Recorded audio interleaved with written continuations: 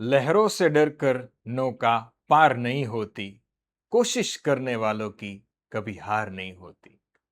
नन्ही चींटी जब दाना लेकर चलती है, चढ़ती दीवारों पर 100 बार फिसलती है। मन का विश्वास रगों में साहस भरता है, चटकर गिरना गिरकर चढ़ना न अखरता है। आखिर उसकी मेहनत बेकार नहीं होती, कोशिश करने वालों की कभी हार नहीं होती, कोशिश करने वालों की कभी हार नहीं होती। Welcome to my channel, your channel target with Bhavik Maru. શું વાત છે મજા આવી ગઈ.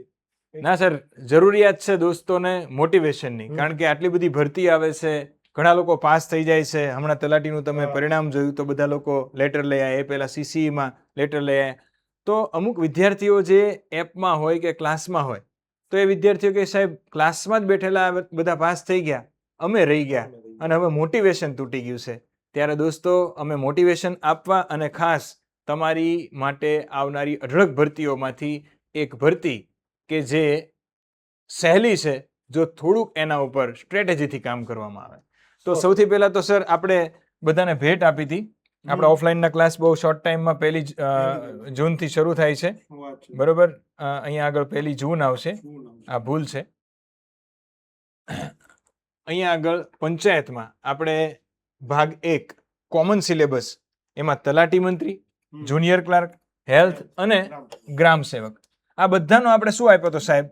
કોમન સિલેબસ, એટલે કે ભાગ 1, કે જેમાં જનરલ નોલેજ, ગુજરાતી, ઇંગ્લિશ ને એ બધું છે, એ પાર્ટ આપણે દેખાડીએ છીએ. પણ ગ્રામ સેવક છે એના તમારા જે તમે ભણાવેલા વિડીયો જે મૂક્યા, પછી છોકરાઓ છે કહેવા માંડ્યા કે સાહેબ નહીં, ગ્રામ સેવક ભણવું તો અમારે જીગરસર આગળ જ ભણવું છે, એટલે આપણે હવે એના તરફ જઈએ ડેફિનેટલી. તો પહેલું જ કામ એ કરો દોસ્તો કે તલાટી, જુનિયર ક્લાર્ક, ગ્રામ સેવક કે પંચાયતની કોઈ પણ તૈયારી કરતા હો, આવનારી જીએસઆરટીસીની કોઈ પણ તૈયારી કરતા હો, ફોરેસ્ટની તૈયારી કરતા હો, આ દરેક કોર્સ સાહેબ આપણે ફ્રી રાખ્યા છે આપણી એપ્લિકેશન ટાર્ગેટ વિથ ભાવિક મારુંમાં. તો સૌથી પહેલા તો એ તમે ડાઉનલોડ કરી નાખો અને હવે તમને અમે ડિટેલમાં આપણો જે સિલેબસ છે એની આપણે ચર્ચા કરી. Yes sir. તો ગુજરાત પંચાયત સેવા પસંદગી મંડળ દ્વારા આપણને 500 જગ્યાઓ, 500 જગ્યાઓ માટે જાહેરાત આવી છે અને એ 16/4 અને આઈ થિંક ફોર્મ પણ ભરાઈ ગયા છે. ઘણા બધા વિદ્યાર્થી મિત્રોએ ફોર્મ ભરી દીધા છે. યસ, હવે તૈયારી કરવાના મોડમાં છે એવું. ડેફિનેટલી. તો સાહેબ પહેલા તો મને એ કહો કે આ પરીક્ષાનું ફોર્મ કોણ ભરી શકે?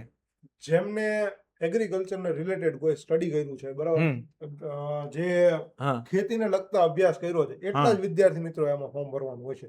બીજા કોઈ આમાં નહીં ફોર્મ ભરી શકે. એટલે સાહેબ તો એનો મતલબ એમ થયો ને, એક તો 12 પાસ અને બીજું એ થયું કે આ સ્પેશિયલ જેને કોર્સ કર્યો છે એના માટે તો આ નોકરી આવી જ છે. 500 જગ્યા એમની જ છે. એટલે આ ટૂંકમાં એવું કહેવાય સાહેબ કે સ્પેશિયલ ફિલ્ડની જગ્યા છે. સ્પેશિયલ ફિલ્ડની જગ્યા. તો સાહેબ પંચાયત સેવા પસંદગી મંડળે કોમન જે સિલેબસ રાખ્યો છે એમાં જનરલ અવેરનેસ અને જનરલ નોલેજ, જે આપણે ફ્રીમાં ઓલરેડી એપમાં મૂકી દીધું છે, એમાં સાહેબ ગુજરાતના કોઈ પણ રાજવંશો હોય, એ મૈત્રક હોય, સોલંકી હોય, વાઘેલા હોય, અહીંયા ભૂલી ગયા છે ચાવડા, પરીક્ષામાં ચાવડાનો પ્રશ્ન હશે તો એ ચાવડા પણ આવશે, બરોબર છે.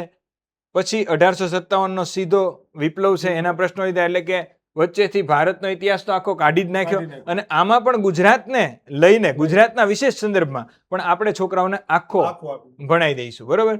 પછી 19મી સદીમાં ભારત અને ગુજરાતમાં ધાર્મિક આંદોલન જે થયા એ તમે એવું કહેતા હતા કે સાહેબ આના વિડીયો છે એ તમે મસ્ત નવા ઉતારી શકો છો. તો આપણે બંને થઈને આના બહુ ડિટેલમાં ધાર્મિક અને સામાજિક સુધારા છે એની વિશે આપણે ચર્ચા કરીશું. પછી ભારતની સ્વતંત્રતા માટેની ચળવળ, ભારત અને વિદેશમાં ભારતીય ક્રાંતિ કરે. તો આમાં સાહેબ ખરેખર શું કહીશ ખબર? ભારતની સ્વતંત્રતા માટેની ચળવળ, એનો મતલબ દરેક આંદોલનો ભણવા પડશે. એટલે સાહેબ આની અંદર હજી તો 1857 પહેલાને આવશે, પછીને આવશે, એટલે વચ્ચેનો ઇતિહાસ તો અને સાહેબ હમણાં જાણતા જ નથી. હા, એટલે મધ્યકાલીન ઇતિહાસના પ્રશ્નો નથી, એટલે છોકરાઓને એક ફાયદો થઈ ગયો કે સિલેબસ ઇતિહાસનો ઘણો ટૂંકો થઈ ગયો. તો 35 માર્કમાં ઇતિહાસ છે, ત્યાર પછી વારસો છે. તો સાહેબ વારસો, આ બધું તો આપણે સાહેબ આમ રમતા ભણાવીએ. અને હમણાં ભવાઈનો એક વિડીયો સાહેબ મેં મૂક્યો હતો યુટ્યુબ પર, જૂનો મારો ભણાવેલો, અને એ પછી 3 એક્ઝામ ગઈ, ત્રણેયમાં એક પ્રશ્ન ભવાઈના હતા. યસ, જૂનો વિડીયોમાંથી. Yes, definitely. તો આ પણ આપણે મૂકી દીધું છે. આ તમારો વિષય છે. આટલું તો સાહેબ આ જે ટોપિક લખ્યા ને એટલા હા. તો આપણી સિરીઝમાંથી દાઢમાંથી આમ પ્રશ્નો નીકળી જાય બેઠે બેઠે બેઠે બેઠા એમ. ડેફિનેટલી. આપણી સિરીઝ ખાલી જે રેગ્યુલર ફોલો કરતા હોય ને જેને Yes. પંચાયત વાળી યસ, એટલા જ એમને એમ નામ યાદ હોય વાહ, કે આ તો આવવાનું જ છે આ તો આવી જ ગયું છે આટલું તો આવડે. આવડે જ આવડે. પછી સાહેબ સ્પોર્ટ્સમાં તો આંતરરાષ્ટ્રીય રમતો ને એ બધું છે. પછી બંધારણ છે આખું. બંધારણ આખું ત્યાર પછી પંચાયતી રાજ, પંચાયતી રાજ. પછી ગુજરાત રાજ્ય અને કેન્દ્ર સરકારની કલ્યાણકારી રાજ્ય યોજનાઓ તો મીર સરે કીધું સાહેબ એમાં કાંઈ ઘટશે નહીં. પછી અર્થતંત્ર છે તો આખું સાહેબ અર્થતંત્ર મૂકેલું જ છે અંદર. આ ઉપરાંત તમે જ્યારે ટાઈમ મળે ત્યારે આપણે એમસીક્યુ ને છોકરાઓને કરાવીશું, બાકી સિલેબસ આખો મૂકી દીધો છે. ત્યાર પછી સાહેબ સાયન્સ, એન્વાયરમેન્ટ અને information communication technology ICT. ICT. તો આઈસીટીમાં વિદ્યાર્થીઓને ખરેખર નથી ખબર કે તમને કાંઈ ડિટેલમાં બહુ નહીં પૂછે, પણ સાહેબ આપણી કોમ્પ્યુટરની બુક અહીંયા હા. હાલમાં મને દેખાતી નથી, બાકી કોમ્પ્યુટરની બુક જે છે આપણી એ સ્પેશિયલ આના માટે પંચાયત માટે જ બનાવેલી છે કે જે ડિટેલમાં એમાં બધું જ બધું જ કામનું આપ્યું છે. બરાબર. પછી સાહેબ આ એનો સિલેબસ છે. ત્યાર પછી કરંટ અફેર્સ, પછી વર્તમાન પ્રવાહમાં એમણે ચોખ્ખું લખ્યું છે કે નેશનલ એન્ડ ઇન્ટરનેશનલ, પણ ઇમ્પોર્ટન્સ હોય એ બધું નહીં. જીપીએસસી બધું. લેવલનું ન કરતા. છોકરાઓ મૂંઝાઈ જાય સાહેબ, આવું ઇંગ્લિશમાં લખે ને એટલે. અને સાહેબ આ બધું તો ભાવિક સર કરાવે એટલે એ તો એમાં કાંઈ. તમે સાહેબ એમાં તો ક્યાંય ઘટે જ તો નહીં. સાહેબ 40 માર્કનું તો ખાલી ખાલી ગુજરાતી ગુજરાતી અને અંગ્રેજી. અને હું એમ કહું છું કે ફ્રી કોર્સ આપ્યો છે ગુડલિસ્ટનો, જોઈ લેજો. તમને એમ લાગે કે ભાવિક સર પાસે ભણવાથી પાસ થશે તો જ આગળ વધવાનું છે. બાકી સાહેબ ગેરંટી મારું કે આમાં ઇંગ્લિશ ગુજરાતી જેનું સારું હશે એની જ પંચાયતની બધી હા, પરીક્ષાઓ એ જ, પાસ એ જ. કરે. હું તમને લખીને અને આપું. સાહેબ અત્યાર સુધીના છોકરાઓ આપણા જે ગુજરાતના છોકરાઓ રહ્યા ને એના સૌથી વીકમાં વીક સબ્જેક્ટ હતો ચાર. હા, એક મેથ્સ, એક રીઝનિંગ, એક ગુજરાતી ને એક અંગ્રેજી. માતૃભાષા એ વીક સબ્જેક્ટ છે, હા. 100%ની વાત. તો સાહેબ આ તો હું ભણાવું એટલે છોકરાઓને રમત કાંઈ ન થઈ વધે. જશે, એની હું તમને ખાતરી આપું. ત્યાર પછી સાહેબ જનરલ મેથેમેટિક્સ અને રીઝનિંગ ગણિત. એ 25 માર્કનું. 25. તો પંચાયતની સેવા પરીક્ષામાં મેથ્સ રીઝનિંગ કરતા સાહેબ ગુજરાતી ઇંગ્લિશનું ભારણ વધારે છે. છોકરા આ નથી સમજતા એટલે પછી કે અમે રહી ગયા તો રહી જ જાય ને. સ્ટ્રેટેજી, રણનીતિ નથી ખબર હોતી કે ક્યાં કઈ પરીક્ષા માટે કયો વિષય વધારે કામનો છે. યસ. અને પછી- અહીંયાથી પછી સાહેબ મેથ્સ આવી ગયું. મેથ્સ એ બહુ ડિટેલમાં સાહેબ આપણે મૂક્યું છે. ત્યાર પછી કૃષિ વિજ્ઞાન. હા, મેઇન જે 100 માર્કનું છે એ તમારો પોઈન્ટ છે સાહેબ, તમે એમાં પ્રકાશ પાડો. 100% છે. હવે સાહેબ આની અંદર છે ને સૌથી પહેલા તો અમને કૃષિનો વારસો પૂછ્યો છે એટલે અહીંયા ઇતિહાસ એમને પૂછ્યો છે કે ખેતી ક્ષેત્રનો ઇતિહાસ શું છે. બરાબર છે. પછી ખેતી ક્ષેત્રના ઇતિહાસ પૂછી એમને આખું આ સસ્ય વિજ્ઞાન એટલે કદાચ આ લોકોને એવું લાગે કે ભાઈ બહુ અઘરો મુદ્દો છે. આને અંગ્રેજીમાં કોણ તો એગ્રોનોમી કહેવાય. અને આ એગ્રોનોમી જે રહ્યું ને એ આ લોકો ભણેલા જ હોય, એવું કઈ અઘરો મુદ્દો નથી. પણ આમને ગુજરાતી નામ એવું લખ્યું છે સસ્ય વિજ્ઞાન. એટલે આપણને એમ થાય કંઈક નવું હોય, હા કંઈક નવું હોય, પણ આ એગ્રોનોમી છે જેની અંદર પાકની ચર્ચા કરવાની છે. પાક કેવી રીતે વાવવો, ક્યારે વાવવો, એના માટેનું જળ વ્યવસ્થાપન શું હોય, નીંદણનું વ્યવસ્થાપન શું હોય, બરાબર, એના સિદ્ધાંતો શું છે. અમુક ઉત્પાદન પાકની ટેકનોલોજી આવી ગઈ, એની અંદર ખરીફ પાકની વાત છે, રવિ પાકની વાત છે, બરાબર. એ સિવાય સાહેબ આની અંદર ઇતિહાસ પૂછ્યો છે એટલે સમજો ને કે છેક પૃથ્વીના ઉત્પત્તિથી ચાલુ કરો અને છેક અહીંયા અત્યારે 2026 સુધી આવી જાય, એ બધો કૃષિ વારસો કહેવાય. હવે એની અંદર નવી ટેકનોલોજી આવી ગઈ ને જૂની વસ્તુ આવી યસ, હું સાહેબ ગેરંટી સાથે કહું ગુજરાતની એકમાત્ર એપ્લિકેશન આપણી હશે કે જેમાં તમે પૃથ્વીના ઇતિહાસ સાથે જમીનનો સંબંધ કઈ રીતે થયો, જમીન કઈ રીતે બની, કઈ રીતે ફળદ્રુપ બની, આજ સુધીનું એ તમે ડિટેલમાં યુગો વાઇઝ સમજાવ્યું. યસ. પછી આ છે આપણું જમીન વિજ્ઞાન. હવે જમીન વિજ્ઞાનમાં જમીન પૃથ્વીની ઉત્પત્તિથી ચાલુ કરો ને તો પછી જમીનની ઉત્પત્તિ થાય કે જમીન ક્યારે આવી ને કયા ભાગને જમીન કહેવાય, અને જમીન ખરેખર પૃથ્વીના ઊંડાણમાં કેટલા કિલોમીટર સુધી છે, બરાબર. આ બધી જ વસ્તુ એ છે, બરાબર. એની અંદર રાસાયણિક ખાતરોની વાત કરતા હોય, જમીનની ફળદ્રુપતાની, આ બધું સાહેબ આપણે હેન્ડ રિટર્ન બ્લેન્ક બોર્ડ ઉપર સમજાવેલું છે. કોઈ પણ જાતની પીપીટી વાંચ્યા કોઈ પીપીટી નથી વાંચવાની કે ક્યાંય જ નહીં એમ, બરાબર. હવે એ ખાતરો છે તો એ ખાતરના કાર્યો કેટલા છે, વળી પાછું સાહેબ એની ઉણપ થાય તો એની ઉણપથી કઈ કઈ વસ્તુ જમીનને નુકસાન થાય એ આપણે કીધેલું છે, બરાબર છે. એટલે આ જમીન વિજ્ઞાન વિશેની વાત છે. પછી વાત કરીએ હોર્ટિકલ્ચરની. હજી સાહેબ આનું રેકોર્ડિંગ બાકી છે પણ આવશે એવી જ રીતે કે જેવી જ રીતે આપણે સાહેબ અત્યારે કામ ચાલુ છે એનું, બરાબર. તો અમે સૌથી લેટેસ્ટ કોર્સ આપણે આપણી એપ્લિકેશનમાં મૂકવા માટે સખત પ્રયત્ન કરીએ છીએ. અમે બીજી બધી માર્કેટિંગ નથી કરી શકતા એટલે અમે અમારું કન્ટેન્ટ બેસ્ટ બનાવીએ છીએ જે તમને આવનારી પરીક્ષામાં કામ આવે. આ ખાસ સમજવા જેવું છે. એટલે કીટકશાસ્ત્ર છે, બરાબર. પછી સાહેબ આ કીટકશાસ્ત્ર એટલે આની અંદર કઈ નવી વસ્તુ નથી. અડધું તો આપણે જમીન વિજ્ઞાન જે ભણાવ્યું ને અને ઉણપ સમજાવશું ને એની અંદર અડધા કીટકો આવી ગયા છે, અડધું તો એનું આપણે અમુક ફેક્ટ તો એવા છે કે જે તમે ખાલી કોર્સ જોવો ને ઉપરથી ત્યાં જ ખબર પડી જાય કે આટલા બધા પ્રશ્નો આવી ગયા. આજ તો બધું કરવાનું છે તો યસ ડેફિનેટલી આ બધું હોય. વનસ્પતિ રોગશાસ્ત્ર આમાં પેથોલોજી આવશે આખી યસ કે કઈ વસ્તુના કારણે કયા પ્રકારના રોગ થાય ને એને નિવારવા માટેની ટેકનોલોજી કઈ છે. અને કાલે સાહેબ તમારા કૃષિ એન્જિનિયરિંગ ના ટોપિક વિશે આ બધું ચર્ચા કરતા હતા કે સાહેબ આવું બધું કોઈ ભણાવતું નથી. ડિટેલમાં લઈશું દરેક વસ્તુ, આઈસી એન્જિન થી લઈને દરેક વસ્તુ, એક વસ્તુ સાહેબ આમાં જેટલા ટોપિક છે. હવે આમાં આપણે જમીન વિજ્ઞાન ની વાત કરીને સાહેબ, તો હવે આમાં ખાલી એક આ તો એમને કહી દીધું જમીન વિજ્ઞાન ને કૃષિ. હવે આ કદાચ માની લો કે મારે પૂરું જ કરવું છે ને, ખાલી પૂરું કરવું છે તો કલાકમાં પૂરું થઈ જાય કે જમીન સમજાવી દીધી, વાર્તા પૂરી. પણ આપણે સાહેબ જમીન ખાલી નથી સમજાવી, એમાં નાઇટ્રોજન નો રેશિયો, કાર્બન નો રેશિયો, રાસાયણિક ખાતરો, બધા જ એમાંથી પ્રશ્નો બને. જે સાહેબ ગયા વખતે જે પેપર આવ્યું હતું ને ખરેખર ટેકનિકલ લેવલનું હતું, અને એની અંદરના આ જે અલ્પ વિરામ કર્યા પહેલાના ટોપિક છે ને એના ટોપિકના આપણે લેક્ચર લઈને મૂક્યા છે. એટલે એ જમીન વિજ્ઞાન ખાલી જમીન વિજ્ઞાન નથી, એના 9 ભાગ છે પાછા. વાહ, એટલે તમે જીગર સર જે મહેનત કરે છે 9 ભાગ છે.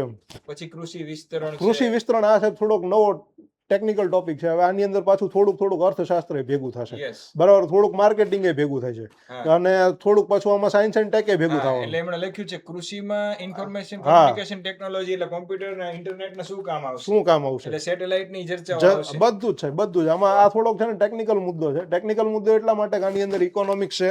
ઇકોનોમિક્સની આરે પાછું થોડુંક બીજું જે અર્થશાસ્ત્રને લગતા મુદ્દાઓ, માર્કેટિંગને લગતા મુદ્દાઓ, કોમર્સને લગતા મુદ્દાઓ, પછી બીસીએ વાળાના થોડાક દેરિયા એ મુદ્દાઓ, બધા નવા મુદ્દાઓ. સાહેબ આ કૃષિ અર્થશાસ્ત્ર તો ટોપિક આપ્યો કે કૃષિનું અર્થશાસ્ત્ર એટલે આપણી કેટલી નિકાસ છે, કેટલી આપણી આયાત છે, આપણે કઈ વસ્તુ ક્યાંથી લાવીએ છીએ. ઈ તો છે જ. એમણે શું કર્યું ખબર કે આ 100 માર્ક નો સિલેબસ આપ્યો ને એમાં અમે વર્તમાન પ્રવાહ પૂછી લઈશું. આ તો પાછું સાહેબ આ કેવી રીતે કે આ ભૂતકાળ હતું એમ, હવે તમે નવું શું કરશો, વર્તમાન વલણો શું હોય છે એ પ્રશ્ન પૂછાય. પ્રગતિઓ આ ક્ષેત્રમાં શું થઈ છે એમ. એટલે આ પ્રશ્નો જે રહ્યા ને ટોટલ સાહેબ 200 માર્કનું પેપર રહેવાનું. 200 માર્ક એટલે 100 માર્કનું જે તમે પહેલો ભાગ એક કોમન સિલેબસ વાળો, ટોટલ 200 માર્કનું પેપર રહેવાનું છે, બરાબર. એટલે ટોટલ 200 માર્કના પેપરમાંથી સિલેબસ કંઈક આવી રીતનો છે, બરાબર. હવે સાહેબ આપણે છે ને આપણી પીડીએફ જે રહી ને જે પહેલા લેક્ચર ની, ખાલી આપણે પીડીએફ એમને બતાવી દે કન્ટેન્ટ કયા લેવલનું છે. યસ ડેફિનેટલી સાહેબ. તો એ પીડીએફ તમને મળી રહેશે આઈ થિંક. એ અહીંયા જ હશે હોમ ઉપર રહેજો. અચ્છા હોમ ઉપર. હા બતાવો છોકરાઓ. એ ખાલી હવે સાહેબ આપણે એમને ડેમો જ આપીએ કે કયા લેવલનું કન્ટેન્ટ ચાલી રહ્યું છે. બાકી બધું તો ખબર નથી હો સર કે ચાલુ લેક્ચરમાં આવું કહે છે, પણ લેટ્સ સી. હા, આખો ટોપિક બનાવ્યો છે. વાહ ભાઈ વાહ. આ ખાલી આપણે કૃષિ વિજ્ઞાનની અંદર જે ઇતિહાસ હતો ને, ખાલી ઇતિહાસની જ પીડીએફ છે. આ ખાલી સાહેબ ઇતિહાસની જ પીડીએફ છે. પેલો લેક્ચર છે ખાલી પેલો લેક્ચર, અને ઇતિહાસ જ એમ ખાલી ઇતિહાસ જ સમજાવ્યો. અને સાહેબ ક્યાંથી શરૂ થાય? પૃથ્વીની ઉત્પત્તિથી ચાલુ કરો, સસ્તન પ્રાણીઓ ક્યારે આવ્યા, બરાબર. આ બધી જ વસ્તુઓ ક્યાંથી આપણે ભારત સુધી પહોંચ્યા, નૂતન કાળ, પાષાણ કાળની અંદરની વ્યવસ્થા શું છે, આખું તમે સમય રેખા બનાવી. અને આ ટાઈમલાઈન છે કે આ ટાઈમલાઈન સાહેબ હિસ્ટ્રીના ફેકલ્ટી અત્યારે નવું નથી કરતા, નવા ફેકલ્ટી નથી કરતા એમ. યસ 100% એગ્રી છે, બરાબર. અને સાચી વાત છે તમારી.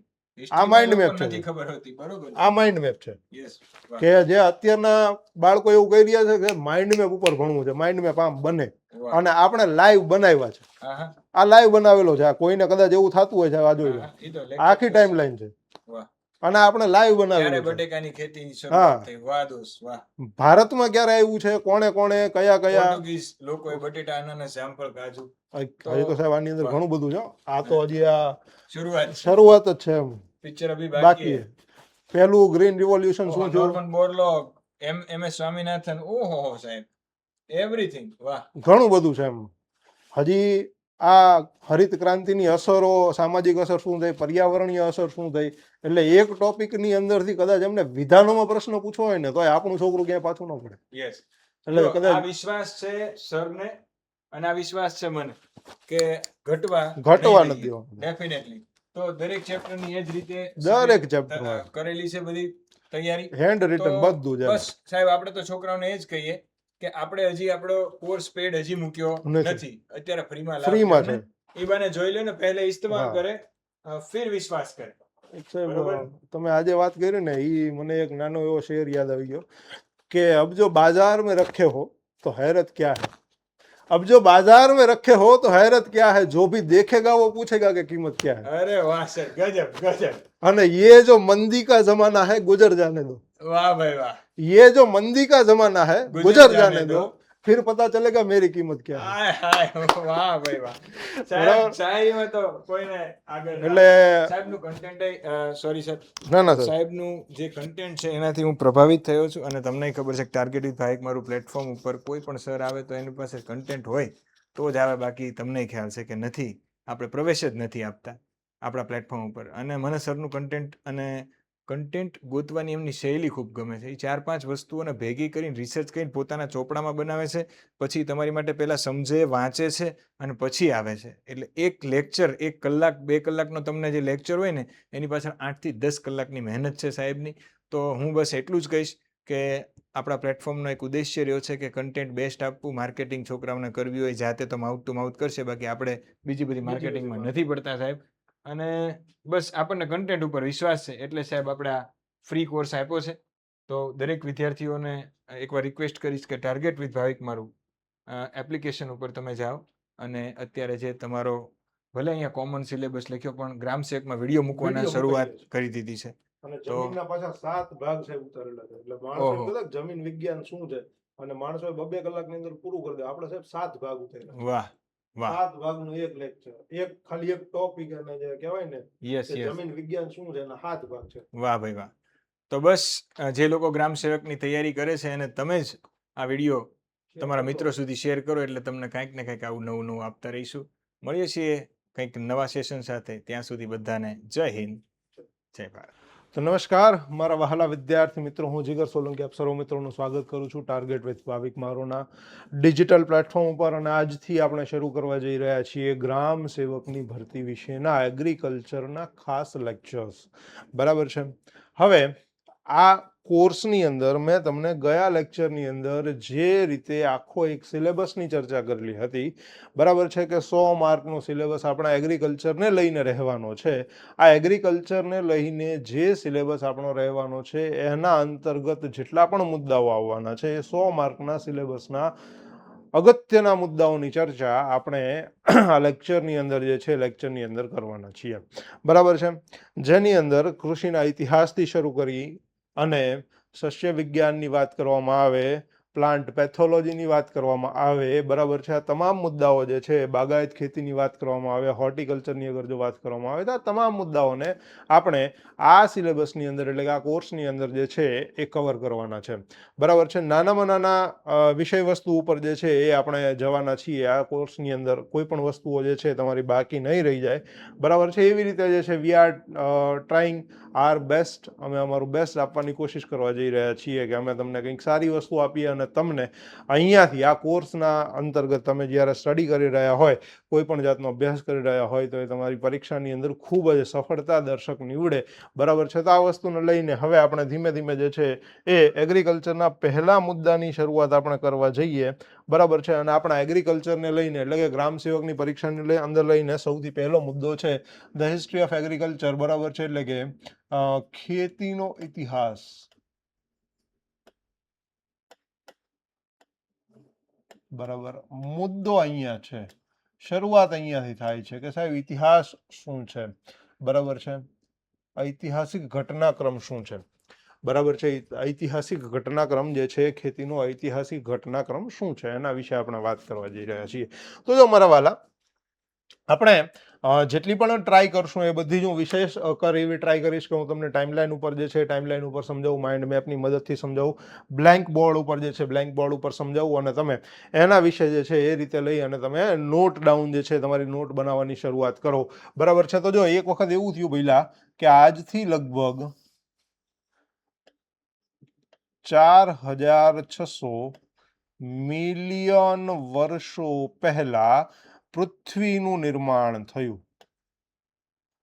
શું થયું ભઈલા? પૃથ્વીનું નિર્માણ જે છે એટલે કે પૃથ્વીની રચના એપ્રોક્સિમેટલી આ સમયગાળા દરમિયાન થઈ હતી. બરાબર છે. 4600 મિલિયન વર્ષો પહેલા પૃથ્વીનું નિર્માણ થયું. પૃથ્વીના નિર્માણની સાથે જ મનુષ્ય જે છે, મનુષ્ય ક્યાંય પૃથ્વી ઉપર આવી નહોતો ગયો. બરાબર છે. તો મનુષ્ય ક્યારે આવ્યો તો જરાક આપણે નજર કરીએ તો કે સાહેબ આપણને ખબર પર છે કે 66 એટલે કે 66 મિલિયન યર પહેલા પૃથ્વી ઉપર જે છે એ ક્યાંક ને ક્યાંક સસ્તન પ્રાણીઓ જે છે સસ્તન પ્રાણીઓ ક્યાંક ને ક્યાંક પૃથ્વી ઉપર દેખાયા.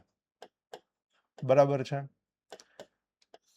66 મિલિયન વર્ષો પહેલા ક્યાંક ને ક્યાંક જે છે એ સસ્તન પ્રાણીઓ જે છે સસ્તન પ્રાણીઓ ક્યાંક ને ક્યાંક જે છે ક્યાંક ને ક્યાંક અહીંયા દેખાણા. બરાબર છે. તો સાહેબ સસ્તન પ્રાણીઓ જ્યારે પૃથ્વી ઉપર આવ્યા તો એની અંદરથી આપણે એવું કહીએ છીએ કે આપણે મનુષ્ય જે છે મનુષ્ય એક વાનરમાંથી ઇવોલ્યુટ થયેલો છે. બરાબર છે. તો એવું કંઈ ખરું સાહેબ? તમને એવું કંઈ દેખાય છે? તો કે જો હું તમને એક સીધી વસ્તુ કહું, હું એવું માનતો નથી, હું નથી માનતો એવું નહીં, પણ વૈજ્ઞાનિકો પણ આ વસ્તુઓ જે છે આ વસ્તુને ક્યાંક ને ક્યાંક નકારે છે. બરાબર છે.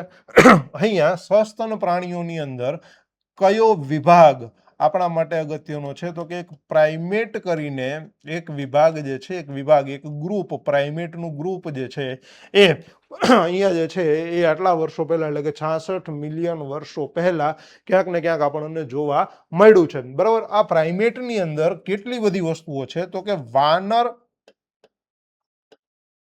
જેવા દેખાતા પ્રાણીઓ, બરાબર, વાનર જેવા દેખાતા પ્રાણીઓ એને પ્રાઇમેટના ગ્રુપની અંદર જે છે ગ્રુપની અંદર મૂકવામાં આવ્યા. તો સાહેબ વાનર જેવા દેખાતા પ્રાણીઓ કયા આ ગ્રુપની અંદર આવ્યા? તો આપણે જોયું કે સાહેબ વાનર જેવા દેખાતા કયા? તો કે ગિબોન, ગોરિલા,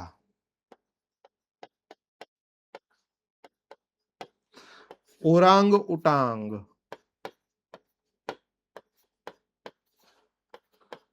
બરાબર છે. એમાં જ એક ભાગ જે છે એક ભાગ હતો મનુષ્યનો. બરાબર છે. ત્યાંથી જ આપણે જે છે આપણે પ્રાઇમેટ ગ્રુપની અંદર આવ્યા. જ્યારે તમે જીઓલોજીકલ ટાઈમ સ્કેલ જે છે ટાઈમ સ્કેલ તમે જોવા જાઓ તો આ પ્રાઇમેટ જે છે પ્રાઇમેટનું ગ્રુપ એટલે કે સસ્તન પ્રાણીઓ જે છે પૃથ્વી ઉપર ક્યારે આવ્યા? તો એવું પણ આપણને ક્યારેક પૂછી શકે છે કે સસ્તન પ્રાણીઓનો વિકાસ પૃથ્વીના કયા એરામાં થયો હતો? બરાબર છે. તો તમારે યાદ રાખવાનું છે કે પ્રાઇમેટ જે છે એ પ્રાઇમેટ એટલે કે સસ્તન પ્રાણીઓ જે છે સિનોઝોઇક એરાની અંદર આવેલા હતા. બરાબર. સિનોઝોઇક એરા. કયા એરામાં આવ્યા હતા ભઈલા? તો યાદ રાખવાનું છે સિનોઝોઇક સમયગાળાની અંદર મનુષ્ય જે છે અથવા તો પ્રાઇમેટનું જે ગ્રુપ છે એ પ્રાઇમેટનું ગ્રુપ ક્યાંક ને ક્યાંક જે છે પૃથ્વી ઉપર દ્રશ્યમાન થયું હતું. બરાબર છે. હવે વસ્તુ એવી છે કે જ્યારે પ્રાઇમેટનું ગ્રુપ અહીંયા પૃથ્વી ઉપર દ્રશ્યમાન થયું છે 66 મિલિયન વર્ષો પહેલા ક્યાંક ને ક્યાંક આ ગ્રુપ આપણને અહીંયા પૃથ્વી ઉપર જોવા મળ્યું છે. બરાબર છે. જેની અંદર વાનર જેવા દેખાતા પ્રાણીઓનો સમાવેશ કર્યો છે એટલે કે ગિબોનનો, ગોરિલાનો, ઓરાંગુટાંગનો, એની અંદર મનુષ્યનો પણ સમાવેશ થયો. તો આ મનુષ્યો જે છે બરાબર છે એની ઉત્ક્રાંતિની શરૂઆત ક્યારથી થઈ? તો જરાક આપણે નજર કરીશું કે સાહેબ મનુષ્યના ઉત્ક્રાંતિની શરૂઆત જો સિનોઝોઇક એરાની અંદર પ્રાઇમેટ આવ્યા હતા પણ મનુષ્યના ઉત્ક્રાંતિની શરૂઆત જે છે એ ક્વાર્ટરનરી પીરિયડમાં થઈ હતી. મારા વાલા ભૂલાય નહીં હો મારા વાલા, ક્વાર્ટરનરી એરાની અંદર ઉત્ક્રાંતિની શરૂઆત જે છે ઉત્ક્રાંતિની શરૂઆત થઈ હતી. હવે આ ઉત્ક્રાંતિની શરૂઆતની અંદર વસ્તુઓ કેવી છે? તો કે જો ઉત્ક્રાંતિની શરૂઆતની અંદર એટલે ડાયરેક્ટ એવું નહીં થયું હોય કે અહીંયા એક માણસ છે પછી અહીંયા ડાયરેક્ટ એક આપણને અત્યારે જેવો માણસ દેખાય છે એવો માણસ આપણને મળ્યો હોય છે. તો કે ના, એવું નહીં થયું હોય. બરાબર છે. અહીંયા ઘણી બધી વસ્તુઓ જે છે ઘણી બધી વસ્તુઓ થઈ હશે. બરાબર છે. હું તમને એક વાત કહું. બરાબર છે. હવે સમજો કે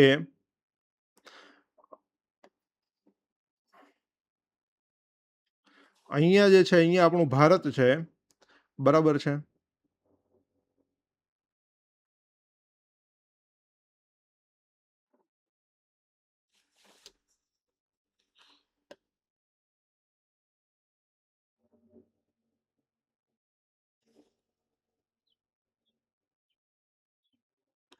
અહીંયા આ આપણું આફ્રિકા છે અને આફ્રિકાના આ વિભાગની અંદર એટલે કે આ ઇક્વેટર વાળા વિભાગની અંદર ક્યાંક ને ક્યાંક આ જંગલી વિસ્તારની અંદર ક્યાંક શરૂઆતનો મનુષ્ય એટલે કે પ્રાઇમેટ ક્યાંક ને ક્યાંક વસવાટ કરતો હશે, પરંતુ સમય જતા આ મનુષ્ય જે છે મનુષ્ય ક્યાંક ને ક્યાંક અહીંયાથી આ જંગલી વિસ્તારની અંદરથી બહાર નીકળતો હશે.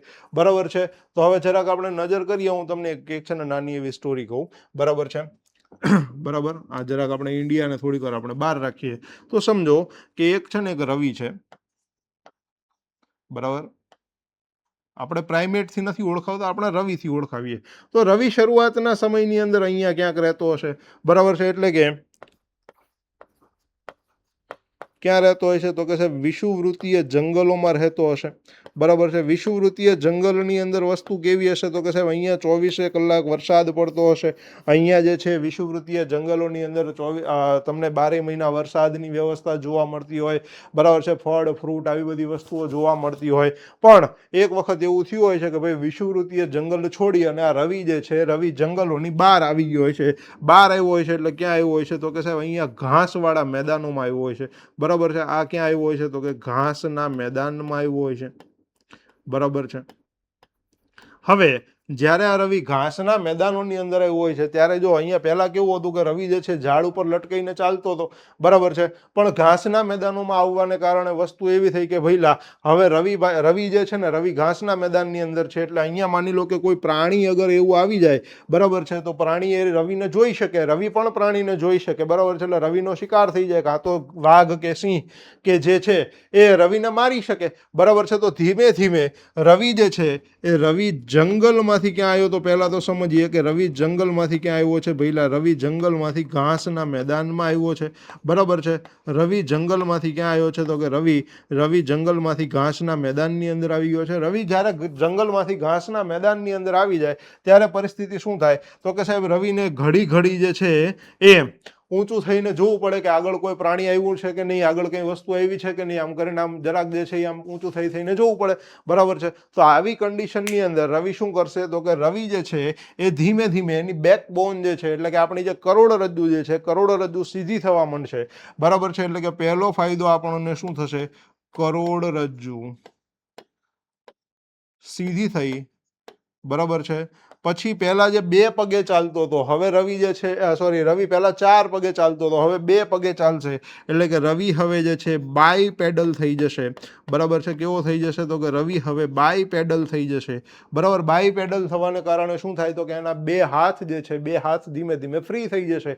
તો હવે અહીંયા આ રવિ શું બનાવતા શીખશે તો કે રવિ ધીમે ધીમે જે છે ઓજાર બનાવતા શીખશે. ઓજાર એટલે તો કે શું તો કે સાહેબ પહેલા ના ટાઈમની અંદર પથ્થરો હતા. બરાબર છે. પથ્થરો જે છે પથ્થરો રવિ જે છે સિંહને મારતો, વાઘને મારતો, શિયાળને મારતો, કૂતરાને મારતો. એટલે રવિ ધીમે ધીમે જે છે ઓજારો બનાવતા શીખી ગયો છે. પહેલા એને એવું લાગ્યું આટલા બધા પથ્થરોનું કરીશું, પછી એને ખબર પડી કે આ પથ્થરો મારા મિત્રો છે. બરાબર છે. એટલે ઓજાર બનાવતો થયો. રવિ ધીમે ધીમે અહીંયાથી શિકાર કરતો થયો. બરાબર છે. રવિ ધીમે ધીમે શું કરતો થયો તો કે રવિ ધીમે ધીમે જે છે શિકાર કરતો થયો. શિકાર કરતા થવાની પાછળ એક વસ્તુ એવી થઈ કે ભાઈ ઘાસના મેદાનોમાં હતા. બરાબર છે. ઘાસના મેદાનોની અંદરથી ક્યાંક ને ક્યાંક આગળ વધ્યો. બરાબર છે. એટલે એને આગ વિશેની ખબર પડી. તો કે શેની સમજણ આવી છે તો કે આગ ની સમજ આવી છે. બરાબર છે. આગની સમજ આવી છે. હવે રવિને એમ થયું કે ભઈલા ના ઘર હૈ ના ઠિકાના, મુझे चलते जाना है, मुझे चलते जाना है. તો રવિ ઘાસના મેદાનોમાંથી ધીમે ધીમે જે છે ક્યાંક ને ક્યાંક અહીંયાથી આમ આફ્રિકાની અંદરના બીજા બધા વિભાગોની અંદર જવાની શરૂઆત કરી. બરાબર છે. આમ છે કે ઇજિપ્ત સુધી પહોંચી ગયો. ઇજિપ્તમાંથી ધીમે ધીમે યુરોપ સુધી પહોંચી ગયો. બરાબર છે. યુરોપથી વળી પાછો અહીંયા ક્યાંક જે છે એને નો ફાવ્યું, યુરોપથી વળી પાછો પણ આવ્યો હોય છે, ક્યાંક એશિયા બાજુ આવ્યો હોય છે, ક્યાંક ને ક્યાંક જે છે પછી ધીમે ધીમે ભારત બાજુ આવ્યો હોય છે, ભારતમાંથી ચીન બાજુ ગયો હોય, થાઈલેન્ડ બાજુ ગયો. એટલે રવિ ધીમે ધીમે હવે ક્યાંક ને ક્યાંક જે છે એ માઇગ્રેટ કરી રહ્યો છે. તો ઘાસના મેદાનોમાં રવિના આવવાને કારણે આગની સમજ આવી છે, આ બધી ઓજારો બનાવવાની સમજ આવી છે, શિકાર કરવાની જે છે શિકાર કરવાની ધીમે ધીમે સમજ આવી છે. બરાબર છે. પછી માની લો કે ભઈલા એવું તો છે નહીં કે રવિ એકલો હતો, રવિની યારે રવિ પણ બીજી એક રવિ એની ફ્રેન્ડ પણ હશે, બરાબર છે, એના ધર્મપત્ની પણ હશે, તો એ પછી ક્યાંક રવિ ક્યાંક આગો નીકળી ગયો હોય, ઓલા સામેથી બોલાવે હજી સુનતે હો, તો એવું કહીને બોલાવશે, ત્યારે શું થાય તો કે સાહેબ ત્યારે ધીમે ધીમે રવિને ભાષાનું પણ નોલેજ આવશે, બરાબર છે. તો અહીંયા ભારત સુધી પહોંચી ગયો છે રવિ, બરાબર. એટલે આવી રીતે જે છે, આવી રીતે આપણે ઇવેલ્યુટ થવાની શરૂઆત કરી, બરાબર છે. આપણે ક્યાંક ને ક્યાંક જે છે ઉત્ક્રાંતિ પામવાની શરૂઆત કરી, બરાબર છે. અને એમાં એક સમયગાળો જે છે, એક સમયગાળો ક્યાંક ને ક્યાંક આપણને જોવા મળવાનો છે.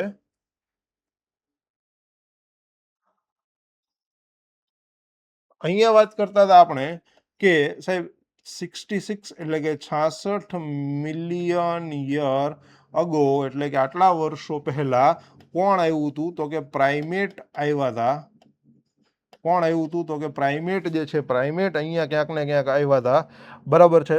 અને એમાંથી ધીમે ધીમે આપણે આગળ વધ્યા અને એપ્રોક્સિમેટલી 15 લાખ વર્ષો પહેલા, 15 લાખ BC ની અગર જો વાત કરવામાં આવું, બરાબર છે, તો રવિ ધીમે ધીમે હવે, એટલે કે અહીંયા જે છે એ વાનર જેવો હતો, એટલે કે પ્રાઇમેટ હતો, એ હવે ધીમે ધીમે જે છે એ રવિ ધીમે ધીમે હોમો ઇરેક્ટસ જેવો બનતો જશે, બરાબર છે. રવિ ધીમે ધીમે કેવો બનતો જશે તો કે સાહેબ રવિ ધીમે ધીમે જે છે એ રવિ ધીમે ધીમે ક્યાંક ને ક્યાંક ઇરેક્ટસ જેવો બનતો જશે. ઇરેક્ટસ એટલે એવું પ્રાણી કે જેની કરોડરજ્જુ, એટલે કે જેની બેકબોન એકદમ સીધી છે. સમજો એક વસ્તુને, ઇરેક્ટસનો મતલબ જ એવો થાય છે, ઇરેક્ટસનો મતલબ જ એવો થાય છે કે જેની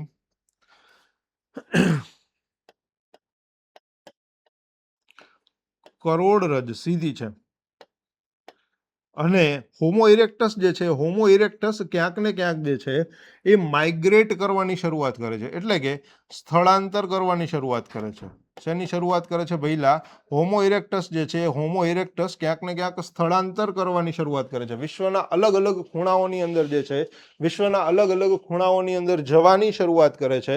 અને આ હોમો ઇરેક્ટસ જે છે, હોમો ઇરેક્ટસ જ જ્યારે વિશ્વના અલગ અલગ ખૂણાઓની અંદર જઈ રહ્યો છે, ત્યારે ત્યાંથી કોઈને કોઈ નવી ટેકનોલોજી જે છે, નવી ટેકનોલોજી શીખી રહ્યો છે, બરાબર છે. એટલે કે હોમો ઇરેક્ટસ હવે જે છે એ સ્થળાંતર કરશે, અને સ્થળાંતર કરવાની સાથે નવી જે છે એ નવી ટેકનોલોજી ક્યાંક ને ક્યાંક શીખી રહ્યો છે, બરાબર છે. અને હવે આ 15 લાખ વર્ષો પછીથી થોડાક આપણે આગળ વધીએ, એટલે એપ્રોક્સિમેટલી વાત કરવામાં આવે તો કે એપ્રોક્સિમેટલી 5 લાખ વર્ષો પહેલાની અગર જો વાત કરવામાં આવે, તો 5 લાખ વર્ષો પહેલા આ રવિ હવે ધીમે ધીમે જ્યારે ક્યાંક ક્યાંક બદલાઈ રહ્યો છે, ત્યારે એને સૌ પ્રથમ જે છે એ શિકાર કરવાની શરૂઆત કરી હતી. શેની શરૂઆત કરી હતી ભઈલા? તો કે ત્યારે એને જે છે એ 5 લાખ વર્ષો પહેલા એને ક્યાંક ને ક્યાંક જે છે એ શિકાર કરવાની જે છે, શિકાર કરવાની ક્યાંક ને ક્યાંક શરૂઆત કરેલી હતી, બરાબર છે. 5 લાખ BC હું અહીંયા લખું છું, બરાબર છે. 5 લાખ BC પહેલા એને ક્યાંક ને ક્યાંક જે છે શિકાર કરવાની શરૂઆત કરી હતી. શિકાર કરવાની સાથે સાથે એને આગનો ઉપયોગ કરતા પણ ફાવી ગયું હતું. શેનો ઉપયોગ ફાવી ગયો તો ભઈલા? તો કે એને ક્યાંક ને ક્યાંક જે છે એ આગનો ઉપયોગ કરતા પણ જે છે, આગનો ઉપયોગ કરતા ક્યાંક ને ક્યાંક ફાવી ચૂક્યું હતું, બરાબર છે. એટલે શિકાર કરવાની શરૂઆત કરી દીધેલી છે, બરાબર. સાથે સાથે આગનો ઉપયોગ કરતા જે છે, આગનો ઉપયોગ કરતા ક્યાંક ને ક્યાંક શીખી ગયો છે, બરાબર છે. હજી રવિ ક્યાંક ને ક્યાંક ફરી રહ્યો છે, બરાબર છે. અને એપ્રોક્સિમેટલી હું જો તમને વાત કરું તો આ 5 લાખ વર્ષોથી શરૂઆત કરવામાં આવે, 60,000 વર્ષો સુધી પહોંચી જાઓ.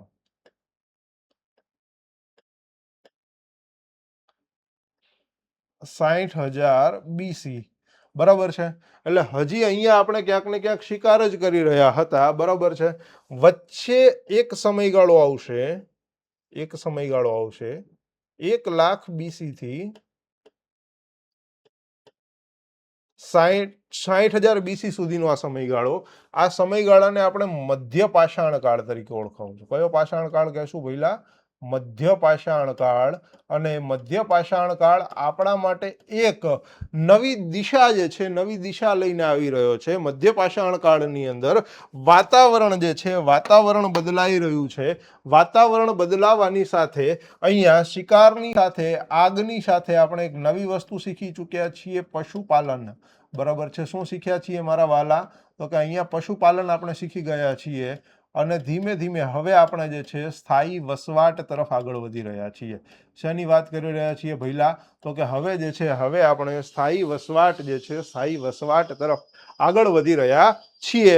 સ્થાયી વસવાટ બહુ બાદમાં આવશે, પણ આપણે મધ્ય પાષાણ કાળની અંદર 1 લાખ BC થી લઈ અને 60,000 BC સુધીમાં એક અગત્યની પ્રવૃત્તિ શીખી ગયા હતા.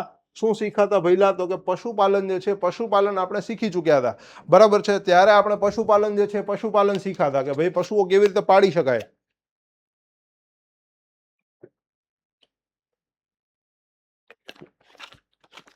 કે પશુઓ જે છે, પશુઓ કામમાં શું આવશે.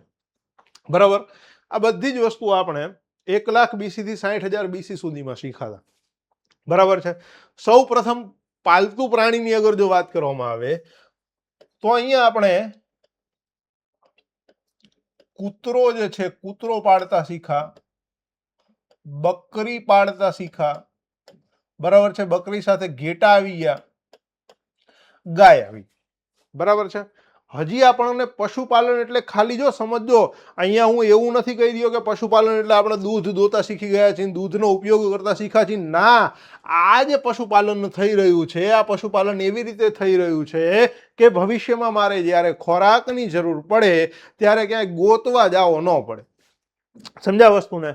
આજે માની લો કે હું તમને એમ કહું કે તમે નોકરી શા માટે ગોતી રહ્યા છો? નોકરી શા માટે ગોતી રહ્યા છીએ? કે ભાઈ ઇન ફ્યુચર કાલે સવારે કોઈ પણ એવી પરિસ્થિતિ આવે, બરાબર છે, ચાહે કુદરતી આપત્તિ આવે અથવા તો ક્યાંક ને ક્યાંક જે છે કુદરતી આપત્તિ ન આવી, તો માનવ સર્જિત જ્યારે પણ કોઈ પણ પ્રકારની આપત્તિ આવે, તો માનવ સર્જિત કે કુદરતી આપત્તિ જ્યારે પણ આવે અને વિશ્વના તમામ વ્યવસાયો બંધ થઈ જાય, તો પણ મારી નોકરી, મારો પગાર કે મારું જીવન ટકી રહે એના માટે આપણે નોકરી ગોતી રહ્યા છીએ. તો આ લોકો પણ પશુપાલન શા માટે કરતા? તો કે વિશ્વમાં જ્યારે કઈ પણ વસ્તુઓ બીજી થાય, બરાબર છે, ક્યારેક કોઈ જગ્યાએ આગ લાગી જાય, કોઈ જગ્યાએ આપણને ખોરાક ન મળ્યો, ક્યાંય ખાવાનું ન મળ્યું, તો આ પ્રાણીઓનું ભોજન તરીકે હું ઉપયોગ કરી શકું.